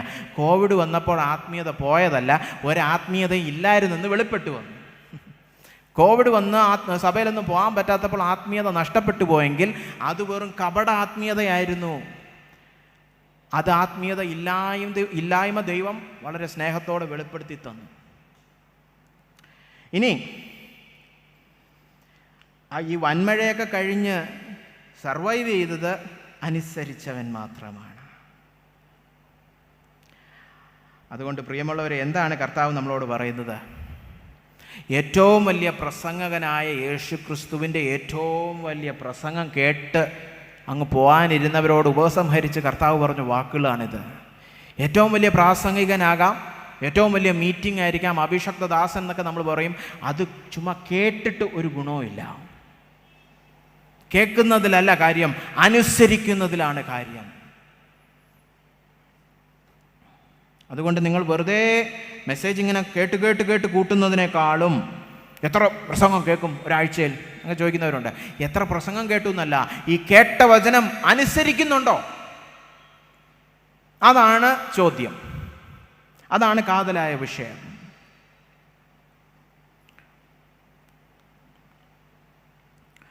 അപ്പോൾ ഞാൻ ഉപസംഹരിച്ച് പ്രായോഗിക തലത്തിൽ നിങ്ങളും വചനവുമായിട്ടുള്ള ബന്ധത്തെ ഒന്ന് ശോധന ചെയ്ത് ചില ചോദ്യങ്ങൾ നിങ്ങൾക്ക് ചൂണ്ടിക്കാണിക്കട്ടെ. ഇവിടെ ഇരിക്കുന്ന എല്ലാവരും ഈ വചനം കേൾക്കുമ്പോൾ നിങ്ങളുടെ ജീവിതം ഒന്ന് വ്യക്തിപരമായി ഒന്ന് വിലയിരുത്തുക. ശരിക്കും എനിക്ക് യേശുക്രിസ്തുവിനെ വ്യക്തിപരമായി അറിയാമോ? വചനവുമായിട്ടുള്ള ബന്ധത്തിൽ അത് വെളിപ്പെട്ട് വരുന്നുണ്ടോ? അനുസരണ ജീവിതത്തിൽ അത് വെളിപ്പെട്ട് വരുന്നുണ്ടോ? നിങ്ങളുടെ വ്യക്തിപരമായിട്ടുള്ള സ്വകാര്യമായിട്ടുള്ള ദൈവവുമായിട്ടുള്ള ഭക്തി ജീവിതം എങ്ങനെയാണ്? സഭയിൽ വരുമ്പോൾ മാത്രമേ പാട്ട് പാടാറുള്ളൂ? അതോ വീട്ടിലിരിക്കുമ്പോഴും ഒറ്റയ്ക്ക് ഇരിക്കുമ്പോഴും ധ്യാനിക്കുമ്പോഴും പാട്ട് പാടാറുണ്ടോ? നിങ്ങൾ പ്രാർത്ഥിക്കാറുണ്ടോ? ഇതൊന്നും പണ്ട് സഭയിലൊന്നും ചോദിക്കേണ്ട ആവശ്യമില്ല, പക്ഷേ ഇന്ന് ഇതൊക്കെ ചോദിക്കണം. കാരണം പ്രാർത്ഥിക്കാത്തവരൊക്കെ ഒരുപാടുണ്ട് സഭയ്ക്കകത്ത്. കുടുംബ പ്രാർത്ഥന എന്നല്ല ചോദിച്ചു, വ്യക്തിപരമായിട്ട് സ്വകാര്യമായിട്ട് ദൈവവുമായിട്ടുള്ള കൂട്ടായ്മ ആചരിക്കുവാൻ വേണ്ടി പ്രാർത്ഥിക്കാറുണ്ടോ? നിങ്ങൾക്ക് ഒരു നിശ്ചിത സമയത്ത് വചന പാരായണവും ധ്യാനവും ജീവിതത്തിൻ്റെ ഭാഗമാണോ? ചിട്ടയായിട്ടുള്ളൊരു ധ്യാനം. ഞാൻ ഇന്നലെ പറഞ്ഞല്ലോ, ഞാൻ പലയിടത്തും പോയി നാണം കെട്ടിട്ടുണ്ട്. യൗവനക്കാരോട് ചോദിക്കും, നിങ്ങൾ എത്ര പേര് പുതിയ നിയമമെങ്കിലും വായിച്ചിട്ടുണ്ട്? ആരുമില്ല കൈപൊക്കാൻ. ഈ അക്രൈസ്തവ പാരമ്പര്യത്തിൽ നിന്ന് വന്ന ഞാൻ 17-ാം വയസ്സിലാണ് ആദ്യമായിട്ട് ബൈബിൾ കാണുന്നേ. എനിക്ക് വായിക്കാമെങ്കിൽ പിന്നെ ഈ ജനിച്ചപ്പം മുതൽ ബൈബിൾ കണ്ടവർക്ക് എന്തുകൊണ്ട് വായിച്ചുകൂടാ? അത് ബോറാണെന്ന് ചിന്തിച്ചിട്ടാണോ? ബോറല്ല, പരിപൂർണ സന്തോഷത്തിലേക്കുള്ള വഴിയാണ് വചനധ്യാനം. യേശു ക്രിസ്തുവിനെ അറിയുക. നിങ്ങൾ അവനെ പൂർണ്ണ ഹൃദയത്തോടെ അന്വേഷിക്കുന്നുണ്ടോ? ഇതെല്ലാം സ്വകാര്യ വ്യക്തിപരമായ ദൈവഭക്തിയുടെ ഭാഗമായിട്ട് ഞാൻ ചിന്തിക്കുകയാണ്. ദൈവഹിതം ചെയ്യുവാൻ എത്രമാത്രം ഭാരമുണ്ട് നിങ്ങൾക്ക്? ശരിക്കും ചുമ്മാ ഈ പറച്ചിലല്ല, എൻ്റെ ഹിതമല്ല നിൻ്റെ ഹിതം, അതല്ല. ശരിക്കും ദൈവഹിതം എൻ്റെ ജീവിതത്തിൽ സംഭവിക്കണം. എനിക്കായിട്ട് ദൈവം സ്വപ്നം കണ്ടുവച്ചിരിക്കുന്ന ആ ജീവിതം എൻ്റെ ജീവിതത്തിൽ സംഭവിക്കണം. ഞാൻ ചെയ്യേണ്ട ജോലി ഏതാണ്, ഞാൻ ഏത് വ്യക്തിയെ കല്യാണം കഴിക്കണം, ഞാൻ എവിടെ ജീവിക്കണം എന്നൊക്കെ ഞാൻ തീരുമാനിക്കുകയില്ല. ഞാൻ സ്വർഗത്തിൽ ചെല്ലുമ്പോൾ എൻ്റെ ദൈവം പറയണം, ഞാൻ വിഭാവന ചെയ്ത എൻ്റെ സ്വപ്നം എൻ്റെ പുത്രൻ സാക്ഷാത്കരിച്ചു. ഇന്ന് പ്രത്യേകിച്ച് ക്രിസ്തീയ സമൂഹത്തിൽ നമ്മുടെ അച്ഛനമ്മമാരെന്തോ പഠിപ്പിക്കുന്നത്? ലോകം നോക്കി അങ്ങ് പോ മക്കളെ, എല്ലാവരും കാനഡയിൽ പോകുന്നു, നിങ്ങളും കാനഡയിൽ പോകും. അല്ലാതെ ഏതെങ്കിലും അച്ഛനമ്മമാർ പറയുന്നുണ്ടോ ദൈവഹിത പ്രകാരം ബീഹാറിൽ പോകണമെങ്കിൽ ബീഹാറിൽ പോകണം നീ പറയുന്നുണ്ടോ? എനിക്കറിഞ്ഞുകൂടാ. വിവാഹ വിഷയം വരുമ്പോൾ നമ്മളൊക്കെ മറ്റുള്ളവരെ പോലെയൊക്കെ തന്നെയാണ് അല്ലേ? പശ്ചാത്തലവും പണവും പ്രശസ്തിയും എത്രമാത്രം ഈ അതിൻ്റെ പേര് പോലും വായി വരുന്നില്ല, ഈ എന്താണ് ഡൗറി, എത്രമാത്രം ഡൗറി കിട്ടും, ഇതൊക്കെയാണ് നമ്മുടെ ഇടയിലും. ഇവിടുത്തെ കാര്യം എനിക്ക് അറിഞ്ഞുകൂടാ, പക്ഷെ പൊതുവേ എൻ്റെ ശുശ്രൂഷയിൽ ഞാൻ കാണുന്നത് സ്ത്രീധനം. അതെ, ഇതൊക്കെയാണ് ഇതൊക്കെ എവിടാണ് ദൈവവചനത്തിൽ? ദൈവഹിതപ്രകാരം ഒരു വ്യക്തിയെ കല്യാണം കഴിക്കാൻ പറഞ്ഞാൽ നിങ്ങൾ കല്യാണം കഴിക്കുമോ? യൗവനക്കാരെ, അയ്യോ അയാൾ കാണാൻ കൊള്ളത്തില്ല എന്ന് പറയൂ? അവിടാണ് ഈ കുഴപ്പം. ദൈവഹിതം ചെയ്യുവാൻ എത്രമാത്രം ഭാരമുണ്ട്? ദൈവത്തിന് വേണ്ടി കാത്തിരിക്കാറുണ്ടോ? നിങ്ങൾ ഈ നാളുകളിൽ വചനം ധ്യാനിക്കുമ്പോൾ ദൈവം നിങ്ങളോട് പറയുന്ന കൽപ്പനകൾ ഏതൊക്കെയാണ്? വ്യക്തിപരമായി നിങ്ങൾക്ക് ഈ സീസണിൽ ദൈവം തന്നിരിക്കുന്ന വാഗ്ദത്തങ്ങൾ ഏതൊക്കെയാണ്? ഒരു ബന്ധമാകുമ്പോൾ അങ്ങനത്തെ വസ്തുതകൾ കാണും, സ്പെസിഫിക് ആയിട്ടുള്ള. നിങ്ങൾ വചനം പഠിക്കും തോറും നമ്മൾ ആദ്യം കണ്ടതുപോലെ ഒരു വ്യക്തിയെ പഠിക്കുകയാണ്, ഒരു വ്യക്തിയെ അറിയുകയാണ്. അപ്പോൾ വചനം ധ്യാനിക്കും തോറും യേശു ക്രിസ്തുവിനോട് ഭക്തി കൂടിക്കൂടി വരുന്നുണ്ടോ? പഴയ കാലത്തെ പാട്ടുകൾ നിങ്ങൾ ശ്രദ്ധിച്ചിട്ടുണ്ടോ? ഇന്ന് ഈ പാട്ടുണ്ടാക്കുന്ന എങ്ങനെയാണെന്നറിയാമോ? ഇന്ന് ഒരു G കോഡ് എടുത്തേ, ഒരു C കോഡ് എടുത്തേ, അപ്പോഴത്തേക്ക് ഇങ്ങനെ അടിക്കുമ്പോഴത്തേക്ക് യേശു ഒരു പാട്ടായി. ചുമ്മാ തട്ടുപൊളിപ്പൻ പാട്ടുകൾ. പഴയകാലത്തെ അപ്പച്ചന്മാരിങ്ങനെ പാട്ട് എഴുതിയേ, അനുഭവവും പ്രാർത്ഥനയും പാട്ടായി. അല്ലാതെ G കോഡ് C കോഡ് തട്ടുപൊളിപ്പൻ ജാമിങ് വഴിയല്ല പാട്ട് എഴുതിക്കൊണ്ടിരുന്നത്. പഴയകാലത്തെ പാട്ടുകൾ പാടുന്ന എന്തൊരു രസമാണെന്നറിയാവോ? എന്ന് വരും നീ മണവാള, നിന്നെ കണ്ടെൻ്റെ ആശ തീർക്കുവാൻ. ഒരു കാന്തയ്ക്ക് മാത്രമേ അത് പറയാൻ കഴിയത്തുള്ളൂ അല്ലേ? ഒരു കല്യാണം കഴിക്കുന്ന ഏതോ പെൺകുട്ടി പാടുന്ന പോലെ ഉണ്ട്. മനസ്സുറപ്പൊക്കെ കഴിഞ്ഞിട്ട് എന്ന് വരും എൻ്റെ മണവാള, നിന്നെ കണ്ടെൻ്റെ ആശ തീർക്കുവാൻ. ഹോ, അത് G കോഡും C കോഡൊന്നും പിടിച്ചാൽ കിട്ടത്തില്ല. അത് ഹൃദയത്തിൽ നിന്നുള്ള അഭിനിവേശമാണ്. എന്ന് പറഞ്ഞതുപോലെ വചനം പഠിക്കും തോറും ക്രിസ്തുവിനോട് നിങ്ങൾക്ക് തീക്ഷ്ണത ഏറുന്നുണ്ടോ? എൻ്റെ കാന്തനാണവൻ, my bride groom beloved king. Passion, നിങ്ങൾക്ക് പാഷൻ ഉണ്ടോ യേശുവിന് വേണ്ടി? അതാണ് വചനം പഠിക്കുകയാണ് സംഭവിക്കേണ്ടത്. He is your preoccupation in life. യേശുവിനെ മറന്നുകൊണ്ടൊരു ജീവിതം എനിക്കില്ല. എൻ്റെ കാന്തനാണവൻ, എൻ്റെ സ്നേഹിതനാണവൻ, എൻ്റെ പ്രിയനാണവൻ. അവനെ മറന്നൊരു നിമിഷം പോലും ഒരു കാര്യത്തിലും ഞാൻ ഇടപെടുവാൻ ആഗ്രഹിക്കുന്നില്ല. ആ രീതിയിൽ എൻ്റെ ഹൃദയം ഭക്തിസാന്ദ്രമാണ്. അവൻ എൻ്റെ ഹൃദയത്തിൻ്റെ ഏക നിക്ഷേപവും ആദ്യ സ്നേഹവുമാണ്. ആ രീതിയിലൊരു രൂപാന്തരം വചനം ധ്യാനിക്കും തോറും നിങ്ങളുടെ ജീവിതങ്ങളിൽ സംഭവിക്കുന്നുണ്ടോ? ഇനി ആ സ്നേഹം നിങ്ങളെ നിർബന്ധിച്ച് നിങ്ങൾ സ്വമേധ ചെയ്യുവാൻ ആഗ്രഹിക്കാത്ത പല വില കൊടുക്കേണ്ട അനുസരണങ്ങളും ഉളവാക്കുന്നുണ്ടോ? Costly obedience constrained by the love of Christ. ഞാൻ സ്വമേധ ചെയ്യത്തില്ല, പക്ഷേ എൻ്റെ പ്രാണപ്രിയൻ എന്നെ സ്നേഹിക്കുന്ന നിമിത്തം അവന് വേണ്ടി ഞാൻ എത്ര വില കൊടുത്തും അനുസരിക്കുവാൻ തയ്യാറാകുന്നു. അങ്ങനത്തെ അനുസരണ ജീവിതം നിങ്ങളുടെ ജീവിതത്തിൽ സംഭവിക്കുന്നുണ്ടോ? Costly obedience, costly confession, costly reconciliation. നിങ്ങൾക്ക് വില കൊടുത്ത് നിരപ്പ് പ്രാപിക്കുക, വില കൊടുത്ത് ചിലരെയൊക്കെ ക്ഷമിക്കുക, ചില കയ്പിൻ്റെ അവസ്ഥയൊക്കെ മാറ്റിവെക്കുക. കാരണം എന്താ? ഈ വ്യക്തിയോട് അടിയിടുന്നതിനൊക്കെ പകരം യേശുവുമായിട്ടുള്ള സ്നേഹബന്ധത്തിൽ എനിക്ക് വളരണം, യേശു വേണം. അല്ല, ജഡരക്തങ്ങളോട് പോരാടുവാനല്ല കർത്താവ് വിളിച്ചിരിക്കുന്നത്. Costly obedience coming out of rich relationship with Jesus. ഇനി നിങ്ങളുടെ ലോകവുമായിട്ടുള്ള നിങ്ങളുടെ ബന്ധം എങ്ങനെയാണ്? കോളേജിൽ പോകുന്നവർ, ജോലി സ്ഥലത്ത് പോകുന്നവർ, നാം ഈ ലോകത്തിലാണ് ജീവിക്കുന്നതിനും ലോകക്കാരാകുവാൻ പാടില്ല. ലോകത്തെ പകയ്ക്കുന്നുണ്ടോ? ലോകത്തെ പകയ്ക്കുന്നുണ്ടോ? ലോകത്തിൻ്റെ ഫാഷനും ലോകത്തിൻ്റെ മൂല്യങ്ങളും മാറി മറിഞ്ഞുകൊണ്ടിരിക്കും. മനുഷ്യന് തോന്നുന്നതൊക്കെയാണ് ലോകത്ത് വലുതാവുന്നത്. നിങ്ങൾ ലോകത്തിൻ്റെ വഴിയിൽ നിന്ന് വിട്ടുമാറി നടക്കുന്നുണ്ടോ? ക്രിസ്തുവിനോടുള്ള സ്നേഹം നിമിത്തം ലോകത്തിൻ്റെ മൂല്യങ്ങളെല്ലാം ചപ്പും ചവറൊന്നും എണ്ണുവാൻ പറ്റുന്നുണ്ടോ? സമയമില്ല. ലൂക്കോസിൻ്റെ 16-ാം അധ്യായത്തിൽ കർത്താവ് പണത്തെക്കുറിച്ച് പറയുന്നത്, what is highly esteemed among men is detestable in the sight of God. മനുഷ്യർക്ക് ഏറ്റവും വലുതെന്ന് തോന്നുന്നത് കർത്താവിൻ്റെ കണ്ണിൽ അറപ്പുളവാക്കുന്നതാകുന്നു. എന്തിനെക്കുറിച്ചാണ് പറഞ്ഞിരിക്കുന്നത്? പണം. ഇന്ന് സഭയ്ക്കകത്തും പലരും പറയുന്നത്, അയാൾക്ക് ഇത്ര കോടി രൂപ ഉണ്ടാക്കി, അയാൾ ഇൻസ്റ്റാഗ്രാമിൽ ഇട്ട പടം കണ്ടു, അവന് ഈ കാറ് കിട്ടി. ഇതൊക്കെ കർത്താവിന് എന്താണെന്നറിയാമോ? ഇതൊക്കെ കുറഞ്ഞ കാര്യമൊന്നല്ല പറഞ്ഞിരിക്കും, അതൊന്നും വലിയ വിലയുള്ള കാര്യമൊന്നല്ല പറഞ്ഞു. അറപ്പുളവാക്കുന്നു. It's abominable in the sight of God. നിങ്ങൾക്ക് അങ്ങനെ ഒരു ഹൃദയമുണ്ടോ? ലോകത്തിൻ്റെ ഇതൊക്കെ കണ്ട് കണ്ണു മഞ്ഞളിച്ചിരിക്കുകയാണോ? അതോ ലോകത്തിൻ്റെ ഈ ചപ്പും ചവറും ഇതൊക്കെ നശിച്ച് നാശമാകാൻ പോകുന്നു, ക്രിസ്തുവിനെ ഒരു സ്ഥാനവും കൊടുക്കാത്ത ഈ ലോകത്തിന് വേണ്ടി ഞാനെങ്ങനെ ജീവിക്കും? ഈ ലോകം വെറും വേസ്റ്റ്, ചപ്പും ചവറുമാണ് എനിക്ക്. എൻ്റെ പ്രാണപ്രിയനാണ് എനിക്ക് വലുത്. അവൻ്റെ ലോകം, അവൻ്റെ രാജ്യം, അവൻ്റെ മൂല്യങ്ങൾ, അവൻ്റെ വഴികൾ, അവൻ്റെ ഹിതം. അല്ലാതെ ലോകത്തിൽ വലിയ ആളാകുക അല്ല എനിക്ക് വേണ്ടത്. എൻ്റെ അയൽക്കാരൻ എന്നെക്കുറിച്ച് വലുതൊക്കെ പറഞ്ഞ് കൈയടിക്കണം. ചപ്പും ചവറും, ലജ്ജാകരം, എല്ലാം ചപ്പും ചവറുമായിട്ട് എണ്ണാൻ പഠിക്കണം. ലോകവുമായിട്ടുള്ള ബന്ധത്തിൽ ലൗകികത നിങ്ങളുടെ ജീവിതത്തിലേക്ക് കടന്നു വരുന്ന എത്ര വഴികൾ നിങ്ങൾ ക്രൂശീകരിക്കുന്നുണ്ട്, പ്രത്യേകിച്ച് യൗവനക്കാരോട്. അത് സിനിമയാകാം, പാട്ടാകാം, എന്ത് കുന്തോ ആകാം. നിങ്ങളത് ലോകം നിങ്ങളുടെ ഉള്ളിൽ കടത്തുവാൻ നോക്കുകയാണെങ്കിൽ ക്രൂശീകരിക്കുന്നുണ്ടോ? ലോകത്തെ പകയ്ക്കണമെന്നാണ് ബൈബിൾ പഠിപ്പിക്കുന്നത്. Hate, you have to hate the world. ഇന്ന് വേൾഡ് സഭയ്ക്കകത്തിരിക്കുക പലയിടത്തും. ചില പ്രസംഗന്മാരെ വേൾഡിയ, പിന്നെ സഭയെ പറഞ്ഞിട്ട് എന്ത് കാര്യം? ഇനി യൗവനക്കാരെ, നിങ്ങളുടെ ചിന്തയിലും വാക്കുകളിലും പ്രവൃത്തികളിലും നിങ്ങൾ നിർമ്മലത കാത്തു സൂക്ഷിക്കുന്നുണ്ടോ?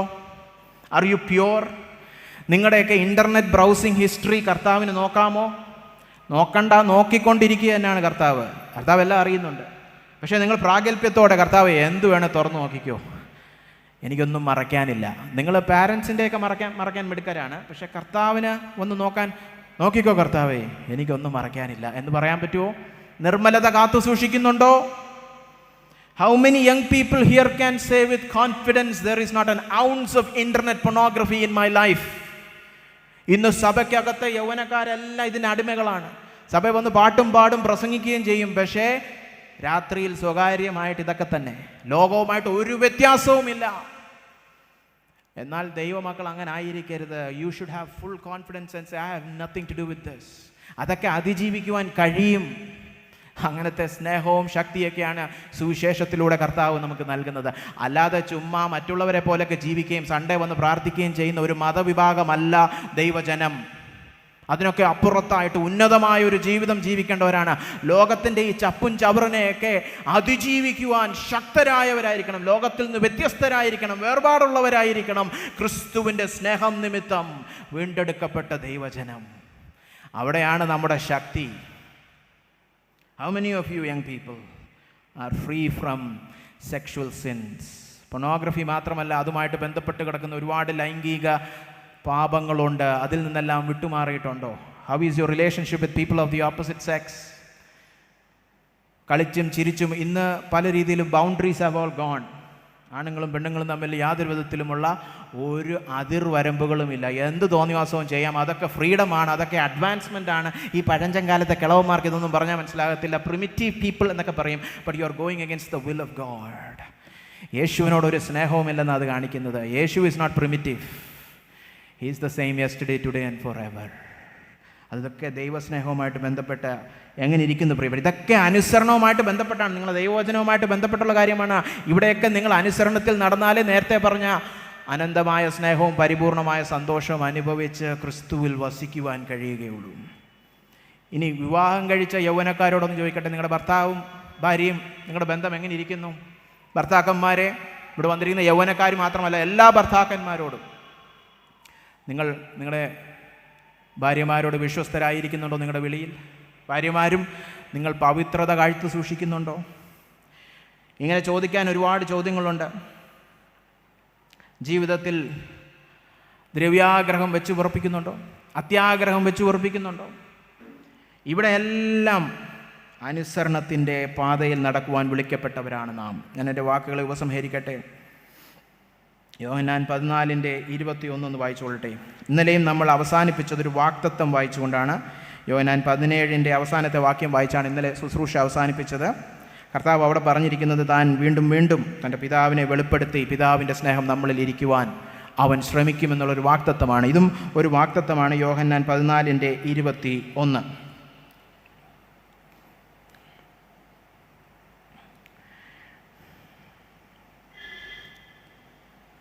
ഇവിടെ കർത്താവ് പറഞ്ഞിരിക്കുന്നത്, അവനെ അനുസരിക്കുന്നവനെ അവൻ തുടർന്നും സ്നേഹിച്ച് എന്തു ചെയ്യും? എന്നെ തന്നെ അവന് വെളിപ്പെടുത്തി കൊടുക്കും. അനുസരണത്തിൽ നടക്കുകയാണെങ്കിലുള്ള വലിയ അനുഗ്രഹമാണ്. യേശു ക്രിസ്തു തുടർമാനമായിട്ട് തന്നെ തന്നെ വെളിപ്പെടുത്തിക്കൊണ്ടിരിക്കും. എന്തുകൊണ്ടാണ് ചിലർക്കൊക്കെ യേശു ക്രിസ്തുവിനെ കുറിച്ച് ഒരറിവുമില്ല. യേശു ദൈവമാണ്, ദൈവപുത്രനാണ്, ക്രൂശി മരിച്ചു, ഇത്രയും അറിയാവുള്ളൂ. ഇതിനപ്പുറത്തൊന്നും വ്യക്തിയെക്കുറിച്ച് അറിഞ്ഞുകൂടാ. യേശു എങ്ങനെ നടക്കും, യേശു എങ്ങനെ സംസാരിക്കും, ദൈവവചനം വായിക്കുമ്പോൾ ഒരു വെളിപ്പാടും ലഭിക്കുന്നില്ല പരിശുദ്ധാത്മാവിൽ നിന്ന്. എന്തുകൊണ്ടാണ്? അനുസരണത്തിൽ നടന്നുകൊണ്ടല്ല വചനം ധ്യാനിക്കുന്നത്. അനുസരണത്തിൽ നടന്നുകൊണ്ട് വചനം ധ്യാനിച്ചാൽ യേശു ക്രിസ്തുവിനെ വീണ്ടും വീണ്ടും അവൻ തന്നെ വെളിപ്പെടുത്തിക്കൊണ്ടിരിക്കുമെന്നാണ് ഈ വാഗ്ദത്തം. അതുകൊണ്ട് ഞാൻ പറഞ്ഞ് അവസാനിക്കുന്ന ഇത്രയേ ഉള്ളൂ.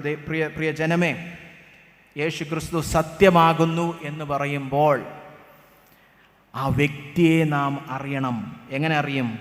അനുസരണത്തിലൂടെ, അവൻ്റെ വചനം അനുസരിച്ച് അവനിൽ വസിച്ച് സത്യം മനസ്സിലാക്കി ആ സത്യം പാപം ചെയ്തെന്ന് സ്വതന്ത്രരാക്കി അവനെ കൂടുതൽ അറിയുവാൻ, അവൻ്റെ കൂടുതൽ വെളിപ്പാടുകൾ പ്രാപിക്കുവാൻ, അവനുമായിട്ട് അടുപ്പം വർദ്ധിക്കുവാൻ ദൈവം നിങ്ങളേവരെയും സഹായിക്കുമാറാകട്ടെ.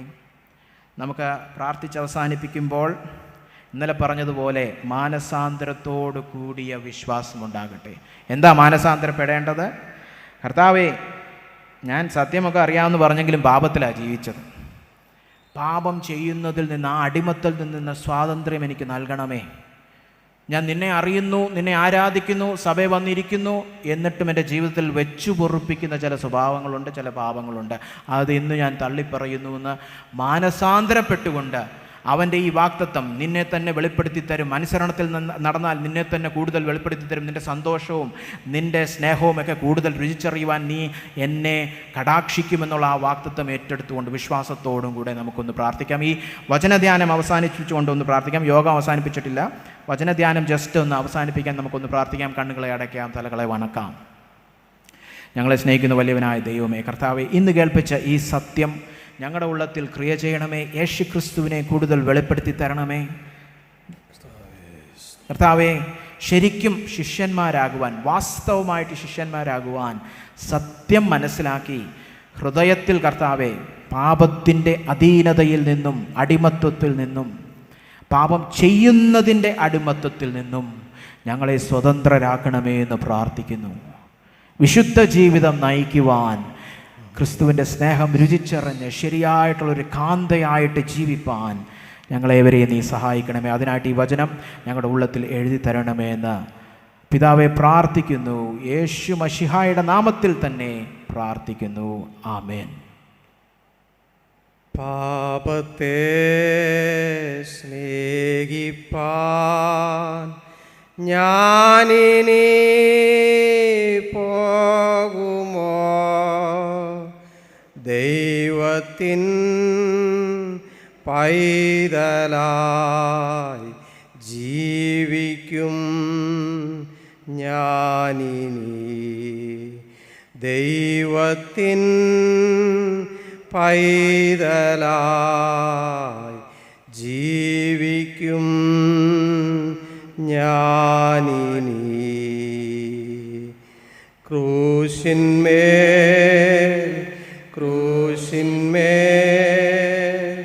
കാണുന്ന ദാരിദാ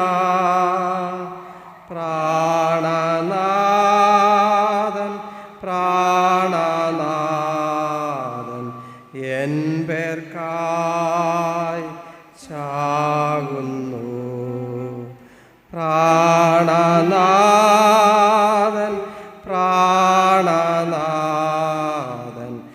എൻ പേർക്കായി ചാകുന്നു. ലോകസ്നേഹം ദൈവത്തോട് ശത്രുത്വമെന്ന് തിരുവെഴുത്തിലൂടെ ഞങ്ങളെ കേൾപ്പിച്ചുവല്ലോ. ഈ ലോകത്തിന് അനുരൂപരായി തീരാതെ ദൈവ ഇഷ്ടം ചെയ്ത് യഥാർത്ഥമായ സത്യത്തിൽ നിലകൊള്ളുവാൻ, സത്യമറിഞ്ഞ് ജീവിപ്പാൻ ഞങ്ങൾ ഓരോരുത്തരെയും ഈ രാത്രികാലം ആഹ്വാനം ചെയ്ത കൃപയ്ക്കായി ഞങ്ങൾ നന്ദി കരയേറ്റുന്നു. ലോകത്തിൻ്റെ അഴുക്കിൽ ഞങ്ങൾ വീണ് നശിച്ചു പോകാൻ ഇടയാകരുതേ കർത്താവേ. അവിടുത്തെ വചനത്തിൽ വേരൂന്നി വളരട്ടെ. വചനത്തിൽ നിലനിൽക്കുവാൻ കർത്താവെ, യഥാർത്ഥമായ സത്യത്തിൽ നിലനിന്ന് സ്വതന്ത്രമായ, ഏറെ സന്തോഷകരമായ, അങ്ങ് ഞങ്ങളിൽ പൂർണ്ണമാക്കി നൽകുന്ന സന്തോഷത്തിൽ നിലനിൽപ്പാൻ ഞങ്ങളെല്ലാവരെയും പ്രാപ്തരാക്കണമെന്ന് പ്രാർത്ഥിക്കുന്നു. വചനം കേൾപ്പിച്ചതിൻ്റെ ദാസനെ അതിനായി അധികാരപ്പെടുത്തിയല്ലോ, നന്ദിയോടെ സ്തോത്രം. യുവജന സഖ്യത്തിലെ എല്ലാ യുവതി യുവാക്കളെയും ദൈവകരങ്ങളിൽ ഏൽപ്പിക്കുന്നു. ഒരു പുതുക്കത്തിൻ്റെ അനുഭവം, ഒരു രൂപാന്തരത്തിൻ്റെ അനുഭവം, ക്രിസ്തുവുള്ളവരായി ജീവിതം മുന്നോട്ട് നയിപ്പാൻ കർത്താവെ നീ എല്ലാവരെയും സഹായിക്കണം. കടന്നു വന്ന മക്കളോട് നീ ഇടപെട്ടതുകൊണ്ട് സ്തോത്രം. കർത്താവെ, സഭയെ ഗ്രസിച്ചിരിക്കുന്ന ഇരുട്ടിൻ്റെ ശക്തികളിൽ നിന്ന്, തിന്മയുടെ ശക്തിയിൽ നിന്ന്, മാമോൻ സേവയിൽ നിന്ന് ഞങ്ങൾക്ക് സ്വാതന്ത്ര്യം നൽകുന്ന കൃപയ്ക്കായി നന്ദി കരയേറ്റുന്നു. ആത്മാവിലും സത്യത്തിലും അങ്ങേ ആരാധിച്ച് സത്യനമസ്കാരികളായി അവിടുത്തെ സന്നിധിയിൽ ആനന്ദത്തോടെ എത്തിച്ചേരുവാൻ ഞങ്ങളെ പ്രാപ്തരാക്കണം. മടക്കയാത്രയിൽ അവിടുത്തെ സാന്നിധ്യം പകരണം. അടുത്ത വിശുദ്ധ ദിവസത്തെ ആരാധനയ്ക്കായി ഞങ്ങളെ ഒരുക്കണം. അടുത്ത ദിവസവും കൺവെൻഷൻ്റെ സമാപന രാത്രിയിലും ജനത്തിന് സന്തോഷത്തോടെ കടന്നു വന്ന് ദൈവവചനം കേട്ട്, വചനം ഏറ്റെടുത്ത്, വചനം അനുസരിച്ച് ജീവിതത്തെ ധന്യമാക്കുവാൻ കർത്താവ് സഹായിക്കണം. അവിടുത്തെ വരവിനായി ഞങ്ങളെ വിശുദ്ധീകരിച്ചൊരുക്കുന്നതിനായി നന്ദി. യേശു ക്രിസ്തുവിൻ ധന്യനാമത്തിൽ തന്നെ ആമേൻ. ആശീർവാദം നമ്മുടെ കർത്താവും രക്ഷിതാവുമായ യേശു മശിഹായുടെ കൃപ, പിതാവായ ദൈവത്തിൻ്റെ സ്നേഹം, ആശ്വാസപദന വഴികാട്ടിയമായ പരിശുദ്ധാത്മാവിൻ്റെ നിരന്തര സാന്നിധ്യവും കാവലും നടത്തിപ്പും നമ്മോടേവരോടും, പ്രാർത്ഥനയിലോടുന്ന എല്ലാ വിഷയങ്ങളോടും, തിരുസഭയോടും, വചനം സംസാരിച്ചതിൻ്റെ ദാസനോടും ഇന്നും എന്നും കർത്താവിൻ്റെ വരവൂരെയും കൂടി ഇരിക്കുമാറാകട്ടെ. ആമേൻ.